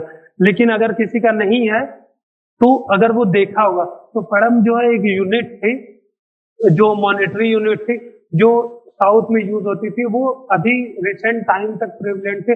इवन अभी भी जो वहां पे लोग हैं, कई लोग अभी यूज करते हैं कंटेम्प्रेरी पीरियड में भी। तो इससे हम ये चीज निकाल सकते हैं, की टर्म, कुछ इंपॉर्टेंट की टर्म हमेशा पूछे जाते हैं, चाहे सल्तनत पीरियड के हो, चाहे मुगल के, चाहे एंशियंट टाइम में। इंपॉर्टेंट की टर्म जो है उनको एक बार रिवाइज करना रहता है। उसके बाद दूसरा अब आते हैं कि ये जो करंट अफेयर के बारे में बात कर रहे थे, कि करंट अफेयर के क्वेश्चन जो है बहुत इंपॉर्टेंट रहते हैं। अब वो होते सीधे सीधे हैं, अगर करंट अफेयर वाले देखेंगे, या एक और तरीका था कि अगर बड़ा क्वेश्चन है तो उससे मत लगाइए। अगर 4-5 स्टेटमेंट इसकी जगह 2 और स्टेटमेंट दिया रहता तो आप समझ जाइए कि ये क्वेश्चन उतना ही और आसान है, और कहीं ना कहीं आपको वो बताना चाह रहे हैं। अब ये देखते हैं कि करंट अफेयर बेस किस तरह से पूछा है क्वेश्चन। ये प्राइम मिनिस्टर की विजिट हुई थी सोमनाथ टेम्पल में, इससे रिलेटेड क्वेश्चन है कि अब Somnath temple is one of the jyotirlinga है। ये अगर ये सिंपल, बहुत ये पॉइंट एकदम सिंपल है कि अगर किसी को 12 ज्योतिर्लिंग का स्पेस, जो भी प्लेसेस है वो पता हो तो वो अपना आसानी से कर लेगा। और दूसरी चीज, सोमनाथ जो है, सोमनाथ टेम्पल वैसे ही फेमस है, आदि ज्योतिर्लिंग लोग जो है यहाँ पे इतना ज्यादा, मतलब एक तरह से कहेंगे कि यहाँ पे इतनी ज्यादा विजिटर्स अभी भी है कि कहीं ना कहीं आप सुने ही होंगे, अगर नहीं अवेयर है इस फैक्ट से तब भी। दूसरा फैक्ट आता है description of Somnath was given by Al-Biruni. Al-Biruni का अगर आपको टाइम फेस पता होगा, अल-बरूनी ने एक बुक लिखी थी तहकीक-ए-हिंद। अब वो उसमें भी यही है कि अगर आप तहकीक-ए-हिंद को अगर थोड़ा सा समरी भी पढ़े होंगे तो भी आप समझ जाएंगे कि अब अल-बरूनी का अगर कभी भी अगर दूसरा भी क्वेश्चन आता है तो अल-बरूनी ने सोशल भी लिखा है, पॉलिटिकल भी लिखा है, इकोनॉमिक भी लिखा है, इवन डाइवर्स अप्रोच रखी है। एक तरह से क्या है कि तहकीक-ए-हिंद ट्रांसलेशन आए, जितनी चीजें जो भी लोगों से मिली इन्होंने वो सारी चीजें इनको उतार दी, वही थी तहकीक। तो अल-बरूनी आए किसके साथ है? महमूद गजनी के साथ। तो अगर आपको ये महमूद गजनी का पता होगा कि इनके साथ आया था अल-बरूनी, तो वो ऐसा हो ही नहीं सकता कि सोमनाथ टेम्पल के बारे में ना ले। तो ये सीधा सीधा क्वेश्चन है कि ये अपना निकल गया आंसर। फिर अब ये तीसरा क्या होता है कि अब आपको करंट अफेयर, जब ये विजिट किया था, जब प्राइम मिनिस्टर ने यहाँ के विजिट किया था, तो ये प्राण प्रतिष्ठान सीधे सीधे आ रहा था उसके बारे में, क्योंकि जब कोई विजिट करता है, अगर प्राइम मिनिस्टर विजिट करते हैं या कोई यूनेस्को में लिस्ट होती है, तो जो इम्पोर्टेंट डेवलपमेंट होते हैं उनको जरूर नोट किया जाता है। तो अब जो प्राण प्रतिष्ठान था, ये इसके एस्टेब्लिशमेंट की मांग जो है वो इंडिपेंडेंस से पहले ही हो रही थी। तो जैसे ही इंडिपेंडेंस मिली हमें, तो सबसे पहले सरदार वल्लभ भाई पटेल जो है वो 1947 में ही, अगस्त में हमें मिली है तो इंडिपेंडेंस नवंबर में ही विजिट किया था। इसका जो डेवलपमेंट का यहाँ पे वादा किया था। उसके बाद हमारे अब ये भी इतनी डिमांड में है या सोमनाथ टेम्पल में डेवलपमेंट के लिए, तो सिंपल सा है कि वो ये इसी टाइम फेज में होगा। तो इसको क्या है कि राधा कृष्णन ना होके ये राजेंद्र प्रसाद ने किया था, फर्स्ट प्रेसिडेंट। तो ये क्या होता है कि ये अगर आप करंट अफेयर उस टाइम का पढ़े होंगे, जब आएगा तो आप सीधा सीधा निकाल लेंगे। तो ये होता है कि आप कितना अवेयर है जो चीजें हिस्टोरिकल एस्पेक्ट चल रहा है। क्योंकि क्या है कि जनरली हम लोग सोचते हैं कि करंट अफेयर का मतलब सिर्फ इकोनॉमी पॉलिटी ही है, साइंस हिस्ट्री कभी करंट अफेयर में कोई मानता ही नहीं, ना ही देखता कि कौन सा डेवलपमेंट हुआ, कौन सा एग्जीक्यूशन हुआ, या कौन सी चीजें लिस्ट, तो वो हम सबसे बड़ा हमारा मिसिंग पॉइंट होता है, जिससे हम आसानी से एक दो क्वेश्चन कर सकते हैं। तो अभी ये हमने देखा कि किस तरह से अगर करंट अफेयर थोड़ा सा देखे रहे तो हम इजिली कर सकते हैं। अब हम आते हैं नेक्स्ट क्वेश्चन पे। अब क्या है कि ये भी इसी तरह से वर्ल्ड सेकेंड स्टैचू बना था रामानुज का। अभी हमें पता है कि हमने पढ़ लिया, मैथ में हमने पढ़ा था कि किस तरह से आदि शंकराचार्य, फिर उसके बाद रामानुज, और उसके बाद रामानुज से ही आगे जाके ये राम भक्ति और कृष्ण भक्ति, ये सारे जो है किस तरह से पूरा हमारा जो भक्ति मूवमेंट है वो किस तरह से फ्लोरिश किया है, क्या उसका जो टाइम पीरियड किस तरह से रहा है, ये 6वीं सदी से लेके मॉडर्न कंटेम्प्रेरी वर्ल्ड तक। तो अगर हमें पता है तो रामानुज की हमें फिलॉसफी पता होगी। रामानुज ने चैलेंज किसे किया था? आपको पता है कि अद्वैतवाद था शंकराचार्य का। अद्वैतवाद में मतलब कि इनका मतलब कोई दूसरा नहीं, सिर्फ एक ही वननेस। ये उपनिषद पे बेस था, यूनिटी ऑफ वननेस, तो अद्वैतवाद का था। अब बाकी चीजें इन्होंने क्या कहा कि माया है, मतलब वो चीज लोगों को जो डिफरेंस दिख रहा है वो उसका वजह क्या है? इग्नोरेंस।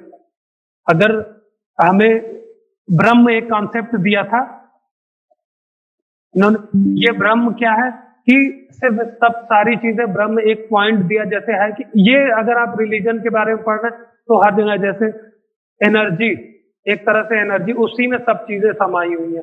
अगर आप साइंटिफिक तरीके से देखेंगे तो भी ये सही है। अगर अभी भी साइंस बोलते हैं कि सारी चीजें एक एनर्जी से ही बनी है, फॉर्म हुई है, तो ये ब्रह्म उसी को कहा। अब बाकी चीजें जो भी हमें डेवलपमेंट, जो डिफरेंसेस दिख रहे हैं हमारे अंदर, आपके अंदर या किसी दूसरे के अंदर, जो सब एक है। अगर जो डिफरेंसेस है वो बिकॉज ऑफ इग्नोरेंस, इग्नोरेंस को दूर कैसे किया जा सकता है? Attainment of knowledge. तो इसमें क्या है कि इन्होंने क्या चीज बताया? Important knowledge. एक क्या कहा कि एक है, लेकिन इसको रामानुज ने चैलेंज करके क्या किया कि नहीं, एक नहीं है, ये जो है क्वालिफाइड वननेस है। क्वालिफाइड वननेस मतलब क्या है? क्वालिफाइड वननेस मतलब कि विशिष्ट द्वैत, इसको विशिष्ट द्वैत की एक है कोई।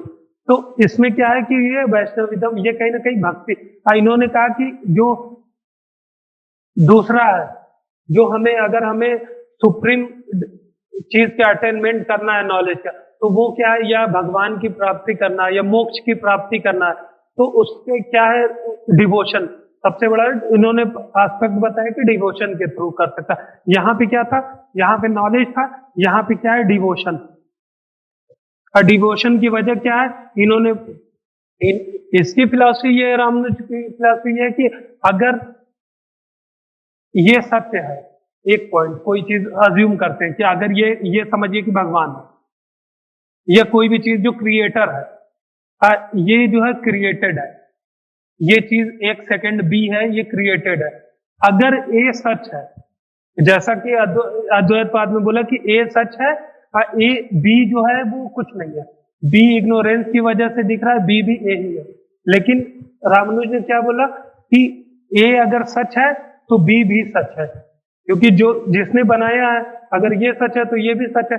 तो इसको अगर हम डिवोशन के तहत अगर हम इसके पास पहुंच जाते हैं, तो अगर इनके पास पहुंच जाएंगे तो यहाँ पे अपने आप पहुंच जाएंगे। ये है तरीका। तो ये क्या है? भक्ति मार्ग। तो यहाँ पे क्या हुआ कि अब इनके डिसाइपल थे अलग अलग, सारे रिलीजन से थे, सारे मतलब जो भी प्रेवलेंट उस टाइम वर्णा थे सारे थे। तो वो क्या है? सारे पूरा नॉर्थ इंडिया से लेकर साउथ इंडिया तक सारे फैल गए। अब इसमें क्या हुआ कि दो तरीके से हो गए। पहले तो सगुण भक्ति या निर्गुण भक्ति, जिसमें एक फीचरलेस और एक फीचर विथ फीचर, एक हो गया दूसरा। और दूसरा क्या हुआ? राम भक्ति या कृष्ण भक्ति में बढ़ गया। तो ये पूरा इंडिया में इसी तरह से फैल गया। तो अब अगर आपको फिलॉसफी पता है रामानुज की, तो अपने आप जैसे ही देखेंगे सारे ऑप्शन, आपको एक आइडिया हो जाएगा क्या the best means of salvation was devotion. ये पहली लाइन एकदम क्लियर लिखी है। अब आपने पढ़ा, लेकिन ऑप्शन चारों पढ़िए आप, है तो ये सीधे सीधे सही, ये आपको पहले ही में ऑप्शन मिल गया, लेकिन आप चारों ऑप्शन पढ़े, क्योंकि क्या होता है कभी कभी हमें लगता है कि ये एकदम करेक्ट है तो हम तीनों ऑप्शन देखते नहीं, वो भी हमें जरूर देख लेना चाहिए। जैसे Vedas are eternal self existing and holy authority, किसी को चैलेंज देने के लिए तो हुए थे, तो ये कैसे होली अथॉरिटेटिव, ये एकदम सा काट देंगे। फिर लॉजिकल आर्गुमेंट, जब अभी हम लोगों ने अगर आप पढ़ा होगा तो शंकराचार्य ने लॉजिकल आर्गुमेंट की बात की थी, इसी चीज को काट के रामानुज ने विशिष्ट द्वैत बोला। तो ये भी क्वेश्चन, ये भी स्टेटमेंट अपने आप रॉन्ग हो जाएगा। फिर सर्वे ऑब्टेन थ्रू मेडिटेशन, ये भी अपना मेडिटेशन नहीं, मेडिटेशन का मतलब होता है किसी की भक्ति करना नहीं, सिर्फ खुद बैठ गया। आप लोग योगा किए होंगे तो योगा में ऐसा नहीं है कि किसी को आप सुप्रीम मान के जो है उसके लिए डिवोट हो रहे हैं। मेडिटेशन अलग चीज है और डिवोशन अलग चीज है, इस चीज में कंफ्यूज मत हो गया। मेडिटेशन का मतलब है कि आप सिर्फ सेल्फ अटेनमेंट कर रहे हैं। जैसे मेडिटेशन का एग्जांपल है योगा। योगा में क्या है कि माइंड, बॉडी, सोल, ये तीन चीज को मिला देना ही योगा है। माइंड, बॉडी, सोल, ये तीन चीज को, ये योगा। इसमें किसी चीज की जरूरत नहीं है, इसमें जरूरी नहीं कि आप भगवान के प्रति डिवोट हो, लेकिन यहाँ पे क्या क्लियरली मेंशन है कि डिवोशन। तो इसको मेडिटेशन की वजह से इसको काट दिया तो सीधा सा हमें आंसर मिल गया।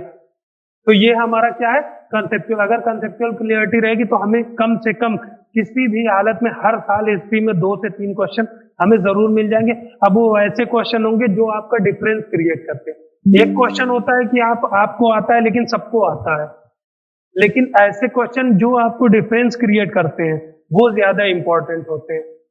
अब हम आते हैं नेक्स्ट क्वेश्चन पे। अब ये क्या है कि योग वशिष्ठ जो है ये पर्शियन में हुए थे, निजामुद्दीन पानीपति ने किया था। तो अब ये किसके टाइम फेज में, ये बताए थे ना कि जो हमारा एक्चुअल होता है, एक्चुअल में क्या होता है, कभी कभी मिलान करने के लिए आता है, ये हर साल आता है। क्रिप्स मिशन, वेवल मिशन, और फिर उसके बाद ना सिविल डिसोबीडियंस मूवमेंट, इस तरह से मिलाने को दे देगा। या फिर अशोक के चारों दिया था, ये सीधा मिडवल टाइम में 4 बुक दे देगा, 4 राइटर दे देगा, उन चारों को मिलाने को इस तरह से दे देगा कि कौन से, या फिर ओनली 1 स्टेटमेंट, 2 स्टेटमेंट, 3 स्टेटमेंट ये दे देगा। या फिर प्लेसेस और फिर उनका इंपॉर्टेंस इस तरह से दे देगा कि किस लिए है, या फिर कैपिटल मिलाने को दे देगा, या महाजनपदार्थ मिलाने को दे देगा। इस तरह से हमारे फैक्चुअल क्वेश्चन आते हैं सीधे सीधे, जो कि अगर आप एक बार समझ जाएंगे तो अपने आप ये कर लेंगे। अब ये यहाँ पे क्या है कि सिंपल सा पूछ दिया कि ये किस टाइम में हुआ। अब क्या है कि 4 ऑप्शन दिया, अकबर, हुमायूं, शाहजहां, औरंगजेब। अब अगर यहाँ पे आप थोड़ा सा, अब ये एकदम फैक्चुअल है, यहाँ पे आप बिना, अब जरूरी नहीं है कि आपको याद ही हो, लेकिन अगर आपको करना है फिर भी, तो आप क्या है, सबसे ज्यादा क्या है, लॉजिकल माइंड लगाएंगे। अगर एलिमिनेट करेंगे तो हुमायूं का इतना कम टाइम है कि इसको सबसे कम पॉसिबिलिटी है ऐसे निकाल दे। शाहजहां का अगर देखें तो शाहजहां का ज्यादा जो है फोकस कहाँ था, आर्किटेक्चर डेवलपमेंट पे। बड़े बड़े जो भी आर्किटेक्चर होते हैं, लिटरेचर पे कहीं ना कहीं इनका कम सुनाई देता। औरंगजेब के टाइम में कोई ऐसा डेवलपमेंट नहीं था, क्योंकि हमेशा जो है औरंगजेब का टाइम फेज एक ऐसा था कि हमेशा उलझा रहा पॉलिटिकल टर्मोइल में, चाहे साउथ में कभी नॉर्थ में। क्योंकि क्या हो गया कि इतना एक्सटेंड हो गया एरा जो है, अगर देखें मुगल टाइम में, औरंगजेब के टाइम में इतना ज्यादा एक्सटेंड हो गया कि उसका एडमिनिस्ट्रेशन ही सबसे इम्पोर्टेंट एस्पेक्ट था। तो जो एक स्टेबिलिटी होता, क्योंकि कोई भी नेचर डेवलपमेंट हो, चाहे कल्चरल हो, चाहे इकोनॉमिक हो, चाहे सोशल, अगर उनको फ्लोरिश करना है तो उसके लिए सबसे इम्पोर्टेंट बड़ा रीजन होना नहीं इम्पोर्टेंट है, इम्पोर्टेंट है उसकी स्टेबिलिटी। क्या कितना, अभी क्या है कि अभी आप देखिए इन्वेस्टमेंट कहाँ पे करते हैं, किस इकोनॉमी में करते हैं, जो इकोनॉमी सबसे ज्यादा स्टेबल है, ना कि ऐसा कि बड़ी। तो वही एस्पेक्ट तब भी था, तो इससे हम निकाल सकते हैं कि ये कहाँ पे सबसे ज्यादा स्टेबल था। तो अकबर के टाइम में ये सीधे सीधे, अगर हम सबसे ज्यादा इन चारों में फोकस जाए तो सीधे अकबर है। और दूसरी चीज, अकबर के टाइम में हम पढ़ेंगे कि मास लेवल पे ट्रांसलेशन हुआ था, क्योंकि फैजी, अबुल फजल, ये जितने भी नवरत्न थे इनके, या फिर एक इवन ट्रांसलेशन डिपार्टमेंट जो है डेडिकेटेड इसीलिए ओपन हुआ था कि जितने भी एंशियंट लिटरेचर अवेलेबल है, या फिर जितने अदर रीजनल लैंग्वेज में जो अवेलेबल है, उनका ट्रांसलेट हो, चाहे लीलावती का हो, चाहे आप वेदास के कई वेदास जो भी अवेलेबल थे, अलग अलग उनके पार्ट जो भी सेगमेंट थे, या फिर एंशियंट जो बुक जिनका स्क्रिप्चर अवेलेबल थे, या वो कोई भी एविडेंस उनका अवेलेबल था, तो उनका ट्रांसलेशन एक मास लेवल पे हुआ, एक समझने के लिए कि क्या है। कहीं ना कहीं वो ट्रांसलेशन की ही बुनियाद थी कि आगे जो अकबर के टाइम में दीन इलाही हुआ, तो वो दीन इलाही का अगर आप कॉन्सेप्ट पढ़ेंगे तो वो यही है कि सारे रिलीजन की उन्होंने की पॉइंट निकाल दिया, चाहे हिंदू मुस्लिम, चाहे जैन हो, चाहे रिलीजन वो क्रिश्चियन हो, सबका कहीं ना कहीं उसको निचोड़ निकाला, उन्होंने दीन इलाही एक अपना रिलीजन बना दिया। वो इसी की देन थी, ये ट्रांसलेशन डिपार्टमेंट की, क्योंकि उन्हें नॉलेज जो मिली थी वो वहीं से मिली थी। इस तरह से हमने देखा कि मिडिवल टाइम में क्या आता है। तो मिडिवल टाइम में हमें क्या फोकस करना है, हमें इंपॉर्टेंट सारे कल्चर, सोसाइटी, इकोनॉमी, उसके बाद सूफी भक्ति और जो रीजनल किंगडम उनके उनसे रिलेटेड क्या क्या डेवलपमेंट हुए। अब हम आते हैं मॉडर्न इंडिया। ये सबसे इंपॉर्टेंट पार्ट है और सबसे, एक तरह से कहें तो सबसे इजी पार्ट है कि इसमें हम चाहें तो ज्यादा से ज्यादा क्वेश्चन कर सकते हैं, सिर्फ कम मेहनत में सिर्फ हमारी अप्रोच क्लियर होनी चाहिए। अब हम आते हैं इसमें आगे किस तरह से क्वेश्चन आते हैं। तब पहला क्वेश्चन हम देखते हैं कि क्या है कि गवर्नमेंट ऑफ इंडिया 1919 पे है। अब इसमें क्या है कि ये, अगर आपको पता होगा कि ये डायरकी सिस्टम स्टार्ट हुआ था यहाँ पे। डायरकी सिस्टम मतलब ध्वज शासन। तो डायरकी में क्या किया था, एक थी रिजर्व लिस्ट और एक थी ट्रांसफर लिस्ट। ट्रांसफर वाले सब्जेक्ट क्या थे, जो लोकल इंपॉर्टेंस के थे, वो जो है इलेक्टिव बॉडी, जो भी इंडियन इलेक्टिव बॉडी थी उनको ट्रांसफर कर दिए गए थे। और रिजर्व सब्जेक्ट वो थे जो गवर्नर जनरल के ही जो एग्जीक्यूटिव काउंसिल थी उसके अंडर में ये सब्जेक्ट रखे गए थे। ये जो थे नेशनल इंपॉर्टेंस, ये ब्रिटिश गवर्नमेंट के लिए इंपॉर्टेंट थे ज्यादा, उनको रिजर्व सब्जेक्ट में रखा गया। तो इसी से हम समझ जाएंगे कि नेचर अब ब्रिटिश गवर्नमेंट के लिए कौन से इंपॉर्टेंट सब्जेक्ट रहे होंगे, क्योंकि ये कब आया है एक्ट 1919। तो 1919 में क्या क्या चीजें हुई, अगर हम इंटरनेशनल जो भी इवेंट्स हुए उनको देखें, अभी लोकल लेवल पे क्या क्या डेवलपमेंट हुए, जैसे फर्स्ट वर्ल्ड वॉर इसी टाइम में हुआ, कम्युनिज्म जो रशिया में कम्युनिज्म से रिलेटेड रिवोल्यूशन हुई वो, अभी उसके इंडिया में भी जितने भी सेल्फ होम रूल जो बाल गंगाधर तिलक या एनी बेसेंट का था, उसके बाद जो लोकल लेवल पे जितने भी डेवलपमेंट हुए वो सारे इसी टाइम के आसपास हुए। ठीक है, तो इसमें क्या होगा, सिंपल सा लिखे एडमिनिस्ट्रेशन ऑफ जस्टिस। ये सिंपल सा है कि मतलब नहीं, अगर अच्छा यहाँ पे कभी कभी होता है कि कुछ क्वेश्चन ऐसे आते, बताया था ना कि आपसे कि जो लंबे जितने क्वेश्चन है वो उतने ही इजी होंगे, और यहाँ पे आप एलिमिनेशन टेक्निक सबसे ज्यादा इस्तेमाल कर सकते हैं। ऐसा नहीं कि आपको सब याद रखने की जरूरत है। अब इसमें क्या है, सेकंड ऑप्शन ही देखिए, लोकल सेल्फ गवर्नमेंट देख लिखा है। तो लोकल सेल्फ गवर्नमेंट से क्या है कि ये 1882 से ही हम देखते हैं कि रिपन के टाइम से ही स्टार्ट हो गया था लोकल सेल्फ गवर्नमेंट के लिए पोस्ट देना। ठीक है, तो अब ये क्या है कि लोकल सेल्फ गवर्नमेंट से तो इन्हें कोई ज्यादा फायदा होना नहीं है ब्रिटिश गवर्नमेंट का, इससे इनके जो है जो अथॉरिटेटिव रिजीम है उस पर कोई ज्यादा असर नहीं पड़ना। तो इसलिए ये लोकल सेल्फ गवर्नमेंट को अगर हम बाहर निकालते हैं तो अपने आप हम आंसर पे आ जाते हैं 1, 3 और 4, क्योंकि पुलिस रहेगी, लैंड रेवेन्यू रहेगा ही, एडमिनिस्ट्रेटिव जस्टिस ये रहेगा। अगर किसी ने लक्ष्मीकांत, इसमें क्या होता है कि अगर आप पॉलिटी भी सही से पढ़े तब भी आप कर लेंगे, क्योंकि पॉलिटी में लक्ष्मीकांत में जब आर्टिकल 1919 पढ़ते हैं तो पहली लाइन रहती है कि public order, law and order और लैंड रेवेन्यू, ये 3 सब्जेक्ट जो हैं ये ब्रिटिश गवर्नमेंट ने अपने पास रखे थे 1919 के एक्ट में। तो ये तीनों ही यहाँ पे हैं, ऐसा कोई नए स्टेटमेंट भी नहीं लेके आया। तो ये फर्स्ट लाइन है, इसको कहते हैं कि मतलब अगर आप ध्यान से पढ़ रहे हैं कोई भी सब्जेक्ट तो कहीं पे भी हेल्पफुल हो सकते हैं।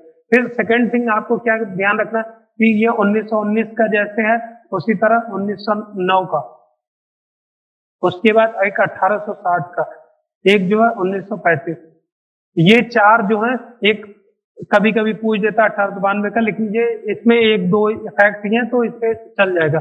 लेकिन ये तीनों को अगर आप देखेंगे ये 4 को, तो इनमें क्या है कि जो मेजर चेंजेस आए हैं, क्या क्या फीचर रहे हैं, क्या क्या ऐड हुए हैं, उनको एक बार जरूर देखें। अगर रिवाइज करेंगे तो आपको पॉलिटी में भी काम आएंगे, हिस्ट्री में भी काम आएंगे, मेंस एग्जाम में भी काम आएंगे, एसए में भी काम आएंगे, इवन इंटरव्यू में भी काम आएंगे। अगर अभी कंटेम्प्रेरी कोई करंट अफेयर का क्वेश्चन कर रहे हैं तो मे भी वहां पे भी आ जाए। जैसे क्या है कि अब 1935 का, तो 1935 में UPSC, RBI, all India judiciary, या फिर जो अभी हमारा जो अभी एक जो फेडरलिज्म का जो एक बुनियाद है वो कहीं ना कहीं यहीं से सारी चीजें 1935 से ही मिली। तो आप सारी चीजें एक बार में आपको याद रहेगा।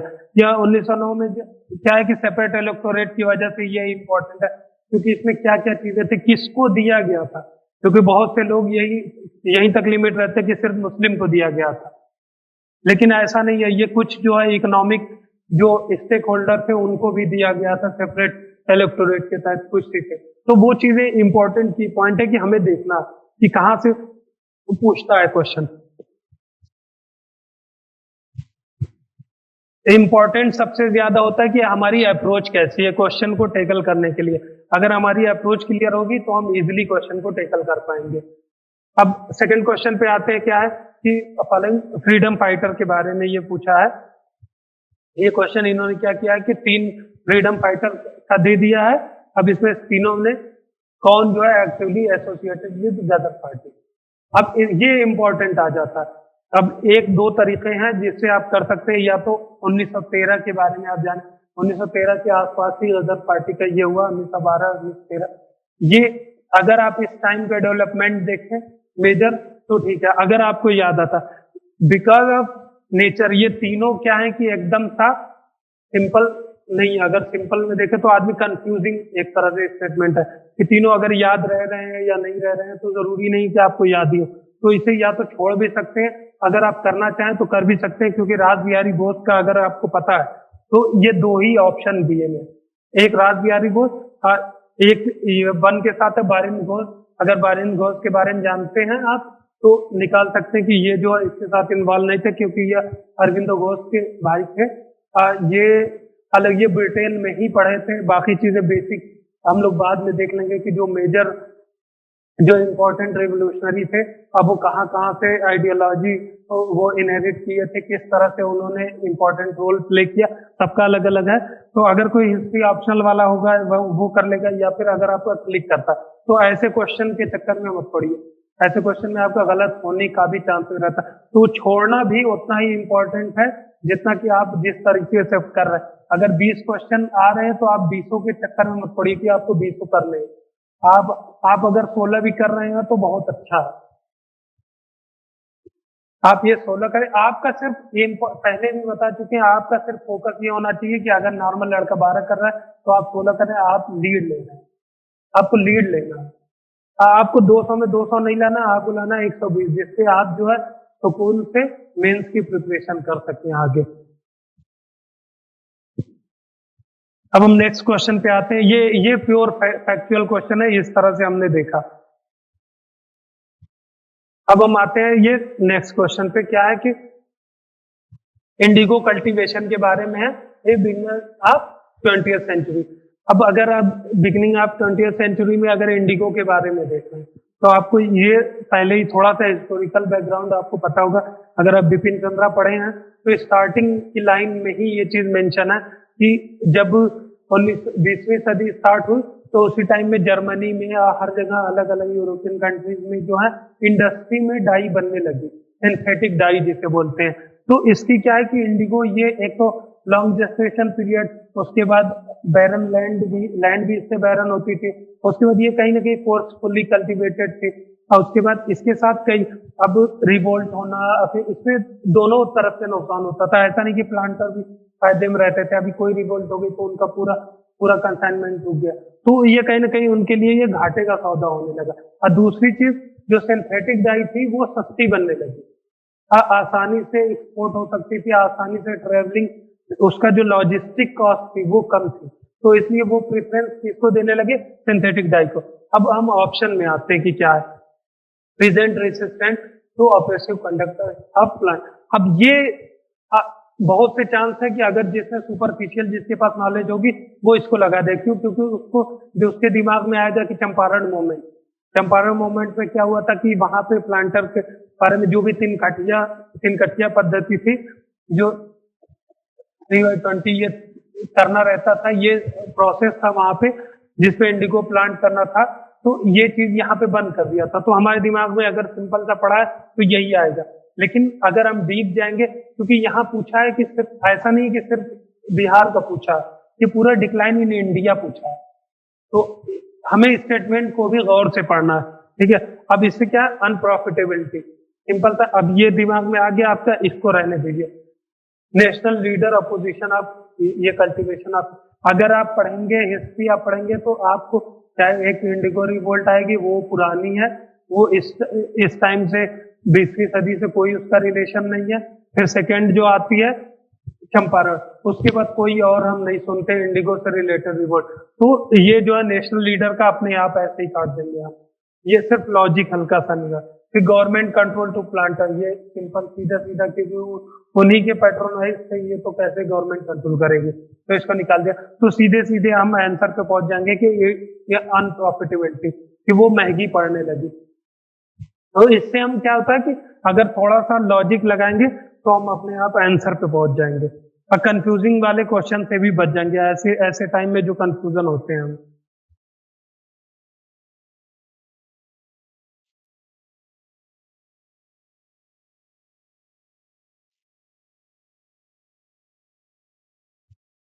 अब हम आते हैं नेक्स्ट क्वेश्चन पे कि वेलेस्ली वेलेस्ली के टाइम में स्टेब्लिश हुआ था ये फोर्ट विलियम कॉलेज कलकत्ता, तो ये किस लिए हुआ था। तो अब इसको हमने देखना, ये भी क्या है कि अगर आप पढ़ेंगे वेलेस्ली का टाइम पीरियड का तो सिंपल से समझ जाएंगे, ये इजी क्वेश्चन है। बस ये कि आपको थोड़ा स्टडी करना है।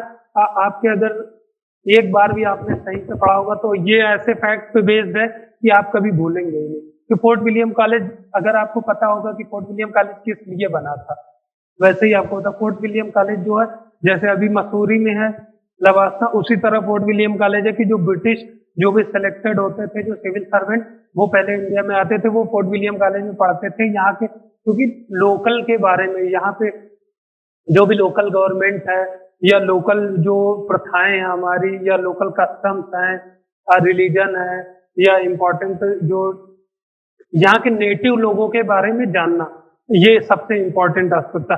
तो इसका हम सीधे सीधे निकाल लेंगे कि wanted to train British avian अब एडमिनिस्ट्रेटिव पर्पस। बाकी चीजें हुई थी, ये तो जैसे निकाल देंगे अपने आप की, ये कोई मतलब इरेशनल पॉइंट है। दूसरी चीज क्या, wanted revive interest in oriental program. अब ये क्या होता है कि जो डीप लर्निंग वाले, अगर कोई बहुत अंदर से पढ़ा होगा, ऊपर ही पढ़ा होगा तो चला जाएगा कि हाँ वो ओरिएंटल, ये क्या था कि इसकी वजह से हुआ था।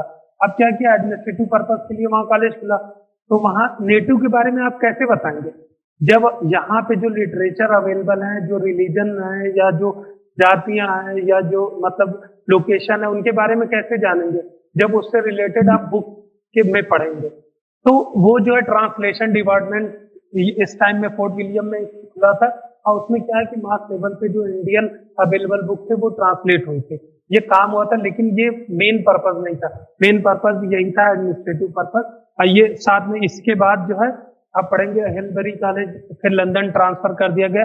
जैसे ही वेलेस्ली का टाइम पीरियड खत्म हुआ उसके बाद ये काम जो है हेलबरी में स्टार्ट कर दिया गया, लंदन में, वहां पे इंस्टीट्यूट ट्रांसफर कर दिया गया, फिर वहीं से ट्रेंड होके आने लगे। अब आते हैं हम नेक्स्ट क्वेश्चन पे कि इसमें सिर्फ हम समझ जाएं कि क्वेश्चन आते किस तरह से। इसमें आपको देख के लगेगा कि आसान है, लेकिन आप एग्जाम में वो चीज आप अपना प्रोड्यूस नहीं कर पाते। क्यों? क्योंकि आप ज्यादातर क्वेश्चन में कंफ्यूजन का शिकार होते हैं, और कंफ्यूजन सिर्फ एक वजह से होता है, रिवीजन। जितना आप रिवाइज करेंगे उतना कम कंफ्यूजन होगा। और जितना, क्योंकि आपको हिस्ट्री एक ऐसा सब्जेक्ट, हिस्ट्री पॉलिटी दो ऐसे सब्जेक्ट है कि आपको 20 क्वेश्चन की जगह अगर 50 क्वेश्चन दिए जाए तो आपको सब सुना लगेगा। क्यों? क्योंकि आप कहीं ना कहीं पढ़े होते हैं, लेकिन आपको ज्यादातर क्वेश्चन में कंफ्यूजन होता है। कंफ्यूजन क्यों होता है? क्योंकि आप रिवीजन नहीं करते। और रिवीजन क्यों नहीं कर पाते? क्योंकि आप नोट्स नहीं बनाते, और नोट्स बनाएंगे तो पूरी किताब ही छाप देंगे, तो उससे आप बचे। आप जितना शॉर्ट नोट्स बनाएंगे उतना ही ज्यादा आप रिवाइज कर पाएंगे और उतना ही ज्यादा याद रख पाएंगे। और शॉर्ट नोट्स बनाने के लिए आपका अप्रोच क्लियर होना चाहिए। अगर आपकी अप्रोच क्लियर नहीं है, अगर आपको पता ही नहीं है कि मतलब हिस्ट्री में एंशिएंट का किस तरह से नोट बनाना है, मॉडर्न का किस तरह से, मिडिवल का किस तरह से, तो आप जो इस चीज को करने में 2 महीने लगा देंगे। लेकिन आपको अगर अप्रोच डायरेक्ट होगी या एग्जाम ओरिएंटेड होगी तो आप इजिली इस चीज को टैकल कर लेंगे। अभी हम देखते हैं ये उलगुलन, ये वर्ड से ही समझ में आ जाएगा, इसका मतलब होता है ग्रेट टुमुल्ट या फिर ये महान विप्लव, ये जो है बिरसा मुंडा का, ये उस टाइम में बिरसा मुंडा रिवोल्ट से रिलेटेड है। ये सीधा सीधा क्वेश्चन है, ये स्ट्रेट फॉरवर्ड टाइप का। अब हर रिवोल्ट में कहीं ना कहीं, जैसे ये रिवोल्ट 1857 के टाइम में अलग अलग चीजें थी, मोगला रिवेलियन के टाइम में भी, जैसे वैगन ट्रेजेडी के बारे में हम पढ़ते हैं। तो इस तरह से कहीं ना कहीं हर सबसे रिलेटेड कुछ ना कुछ चीजें रहती हैं। तो अब ये इंडिगो रिवोल्ट है, इंडिगो रिवोल्ट के बारे में हम देखते हैं कि जो बंकिम चंद्र चटर्जी ने कई बुक्स लिखे हैं वो इंडिगो रिवोल्ट पे थी, या सॉरी वो सन्यासी विद्रोह पे थी। लेकिन साथ में ये इन चीजों पे भी कई बुक इंडिगो रिवोल्ट पे बेस हो गए नील दर्पण लिखी गई थी। तो इसी तरह हम देखते हैं कि क्या क्या इंपॉर्टेंट चीजें किससे रिलेटेड रही है, तो उससे भी आप क्वेश्चन निकाल लेते हैं। तो ये स्ट्रेट फॉरवर्ड टाइप के क्वेश्चन आप इजीली टेकल कर पाते हैं। ये क्वेश्चन, नेक्स्ट क्वेश्चन में हम देखते हैं कि किस चीज के बारे में, कि ये इंडस्ट्रियल रिवोल्यूशन के बारे में है, इम्पैक्ट के बारे में, कि impact of industrial revolution in India the first half of 19th century. ठीक है, अब ये इंडस्ट्रियल रिवोल्यूशन से क्या हो सकता है इसके बारे में हमें देखना। फर्स्ट है कि इंडियन हैंडीक्राफ्ट, ये यूनिवर्सल ट्रूथ है, इसके बारे में अगर आप पढ़ेंगे इसमें कंफ्यूजन ही नहीं होगा। ठीक है, मशीन और introduce in Indian textile industry in large number. अगर आप हिस्ट्री पढ़े होंगे तो ये सेंटेंस अपने आप निकाल देंगे, क्योंकि कार्ल मार्क्स ने कहा था, यही एक ऐसा पॉइंट है जहां पे कार्ल मार्क्स फेल हो गए, क्योंकि कार्ल मार्क्स ने बोला था कि इंडिया में भी अगर इंडस्ट्रियल रिवोल्यूशन होती है इंग्लैंड में, और यहाँ पे इंडिया में ब्रिटिश अगर राज है, तो अपने आप ये इसका पार्ट हो जाएंगे। लेकिन इतना ये ऑर्गेनाइज हुआ कि इंडिया में रिवोल्यूशन का कुछ भी असर नहीं हुआ। इवन क्या हुआ कि निगेटिव असर हुआ, क्योंकि इंडिया को लिमिट कर दिया रॉ मटेरियल तक। दूसरा क्या है कि रेलवे डेवलपमेंट हुआ, लेकिन रेलवे की मशीनरी के लिए इंडिया में कारखाने नहीं बनाए गए। कारखाने कहाँ बनाए गए? ब्रिटेन में, और वहां से इंपोर्ट किया गया। तो इससे क्या हो गया, यहाँ पे डी इंडस्ट्रियलाइजेशन हो गया। तो ये क्या है कि निगेटिव इम्पैक्ट हुआ। इंडिया को रॉ मटेरियल के लिए यहाँ पे होता था, और जो फिनिश्ड प्रोडक्ट होता था उसके लिए एक बाजार बना दिया। तो ये इंडिया का, इसलिए ये पॉइंट को हम इजिली क्रॉस कर सकते हैं। अभी हमने इसमें बात किया, ये रेलवे लाइंस पर ये अपने आप निकल जाएगा, इसी से रिलेटेड है। Heavy duties was imposed on the import of British manufacture. हम यही बात किए हैं कि इंडिया को जो है एक बाजार बना दिया। तो ये अगर करेंगे तो बाजार कैसे इंडिया बन पाएगा। एक क्या है कि इंडिया ने सबसे बहुत बड़ा पुश दिया इंडस्ट्रियल रिवोल्यूशन को, क्योंकि एक मार्केट हो गया इंडिया जो फ्लोरिश की ब्रिटिश इंडस्ट्रीज, उसके पीछे ये भी एक रीजन था। एक तो रॉ मटेरियल सस्ता मिला, और दूसरा क्या, फिनिश प्रोडक्ट के लिए बाजार भी मिला इंडिया जैसा। तो ये तीनों ऑप्शन सीधे सीधे निकाल देंगे, ये सीधा आंसर आ जाएगा कि हैंडीक्राफ्ट। और हम नेक्स्ट पे आते हैं। अब हम इसमें देखते हैं कि ये क्वेश्चन क्या है कि गांधी इरविन पैक्ट से रिलेटेड है। गांधी इरविन पैक्ट से रिलेटेड है। अब इसमें क्या है कि invitation of Congress participate in round table conference. ये पता ही है आपको, जब गांधी इरविन पैक्ट हुआ उसके बाद जो है सेकंड राउंड टेबल कॉन्फ्रेंस जो हुई, इसमें गांधी जी ने भाग लिया। एक ही राउंड टेबल है, तो ये मतलब ऐसी कुछ ऐसे फैक्ट होते हैं जो सबको पता होते हैं। तो इससे कंफ्यूज मत होइएगा, ये सीधा सीधा है, तो आप इसको सही करिए। ठीक है, सेकंड क्या है कि withdrawal of ordinance civil disobedience follow. अब ये सिंपल सी डिमांड है कि अगर कोई भी बातचीत हो रही तो ये तो होगा ना, क्योंकि सबसे पहला ही ये होगा कि ऑर्डिनेंस जो भी उस टाइम में निकाले गए हैं सिविल डिसोबीडिएंस के मूवमेंट के टाइम में, जो ऑपरेसिव नेचर के हैं, उनको जो है विथड्रॉल किया जाए। फिर तीसरा क्या, acceptance of Gandhi suggestion for inquiry of police secretary. अब इसको आप कहीं पे भी अगर जब गांधी इरविन पैक्ट पढ़ते हैं तो पहला पॉइंट यही रहता है, चाहे बिपिन चंद्रा पढ़िए चाहे सुमित सरकार पढ़िए, सब में यही सबसे पहले मिलता है फर्स्ट पॉइंट कि इसको मना कर दिया कि इस चीज को नहीं मानेंगे, क्योंकि कहीं ना कहीं यही आगे यही पॉइंट हमारा काम किया। जो भगत सिंह को फांसी नहीं रुकी, गांधी जी की जो बात को मना कर दिया, वो इसी से रिलेटेड थी। कि गांधी जी ने इसके लिए दबाव डाला लेकिन इसके लिए नहीं माना। अब फिर तीसरा क्या है कि release only prisoner those prisoner who are not charge with violence. ये देखिए ये भी सिंपल सा सही हो जाएगा कि नॉट चार्ज। अगर अगर ऐसा रहता कि चार्ज भी रहते तो भी भगत सिंह भी छूट जाते, तो इससे ये हम निकाल देंगे। तो सिंपल सा ये थर्ड को हटा देंगे तो आंसर आ जाएगा 150। तो ये हमारा कि सिंपल सा अगर हम क्या है कि लॉजिकल थोड़ा सा माइंड लगाएं, एलिमिनेशन टेक्निक यूज करें, तब भी हम निकाल सकते हैं। ये रहे हिस्ट्री के अभी जो पिछले साल क्वेश्चन आए थे, 1-2 साल में जो बेसिक क्वेश्चन किस अंडरस्टैंडिंग पे आए हैं उसके बारे में हमने बात की। अब हम बात करते हैं सोर्स के बारे में। सोर्स सबसे इंपॉर्टेंट चीज होती है, आपकी आधी प्रिपरेशन यही पूरी हो जाती है, आपका सोर्स क्या है। अगर आपका सोर्स आपने मल्टीपल बना रखा तो आपको याद कुछ नहीं होगा। जैसे कुछ लोग क्या स्पेक्ट्रम लेके बैठ जाते हैं, फिर उसके बाद जो मार्केट में छोटे छोटे नोट तो निकले जाएंगे, उनको सबको पढ़ते रहेंगे। लेकिन अगर आप स्पेक्ट्रम मॉडर्न इंडिया के लिए पढ़ लिया, फिर एंशिएंट इंडिया के लिए सतीश चंद्रा मिडवल के लिए पढ़ लिया, या DN झा या RS शर्मा आपने एंशिएंट के लिए पढ़ा, तो कितना पढ़ेंगे आप? आपको हिस्टोरियन नहीं बनना, ये सबसे इंपॉर्टेंट फैक्ट है जो आपको हमेशा याद रखना। आपको हिस्टोरियन नहीं बनना, आपको एग्जाम में ज्यादा से ज्यादा मार्क्स गेन करने। तो आपका सोर्स जितना लिमिटेड होगा उतना आप एग्जाम में प्रोड्यूस कर पाएंगे। तो हम लोग सिर्फ इस एग्जाम में 2 सोर्स रखेंगे जिससे कि क्या है कि ज्यादा प्रोड्यूस करें। एक तो जो मटेरियल दिया जाएगा वैन, और दूसरा क्या है बेसिक बुक जो NCERT है। बस हम 2 ही बुक पे लिमिट करेंगे। इन दोनों बुक को हम जो है टेस्ट सीरीज में कवर करेंगे। जो हमारे पेपर होंगे टेस्ट सीरीज के, उसमें हम सारे टॉपिक करेंगे कि जैसे अगर सपोज करिए हम 10 ही सिर्फ 10 पेपर फुल लेंथ करते हैं, तो 10 पेपर में भी हम जो है 1000 क्वेश्चन कर लेंगे। और 1000 क्वेश्चन का मतलब है कि 1000 टॉपिक हम कवर करेंगे। 1000 टॉपिक अगर कवर करते हैं तो अगर हम ईमानदारी से ये करते हैं तो हमारा जो है 80% सिलेबस यहीं पे कवर हो जाता है, लेकिन हम करते ही नहीं। आप खुद सोचिएगा कि आपने जो टेस्ट दिया उसके बाद उसकी एक्सप्लेनेशन ईमानदारी से कितनी बार पढ़ी, आपको याद कितना है। कई बार ऐसा होता है कि हम जब एग्जाम दे के आते हैं तो बुक में हम अंडरलाइन लिखे रहते हैं, अंडरलाइन किए होते हैं, उसके बाद इंपॉर्टेंट भी लगाए रहते हैं, सारी चीजें लगाए रहते हैं, और जब पेपर देते हैं तो हमें याद तक नहीं होता है कि हमने कभी ये नाम सुना भी है।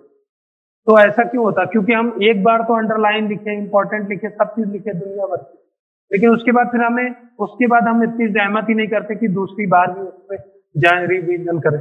रिवीजन क्यों नहीं कर पाते? क्योंकि पूरी किताब अगर हम अप्रैल में खोल के बैठेंगे तो कैसे रिवाइज करेंगे? आपको उसके लिए अभी टाइम है, इसीलिए इस बार पेप प्रोग्राम जो है 14 नवंबर को ही स्टार्ट कर दिया है, जिससे क्या है कि हमें जो है टाइम ज्यादा मिल पाए, कि जिससे एक बार तो हम क्रैश कोर्स करेंगे, लेकिन अप्रैल तक आते आते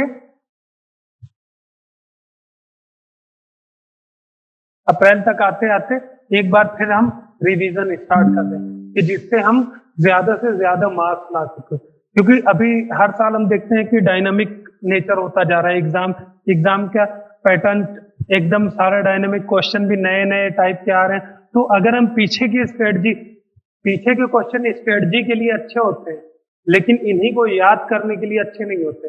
अब होता क्या है कि एग्जाम क्लासेस जब होती हैं तो टीचर का फोकस क्या होता है कि जो पिछले साल के क्वेश्चन हो उनको किसी तरह से इंक्लूड करना।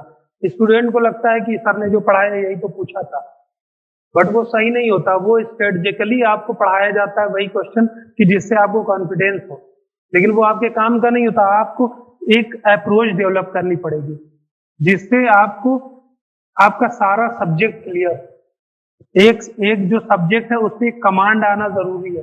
कुछ क्वेश्चन आप जान के नहीं कमांड ला सकते, आपकी अप्रोच क्लियर होनी चाहिए।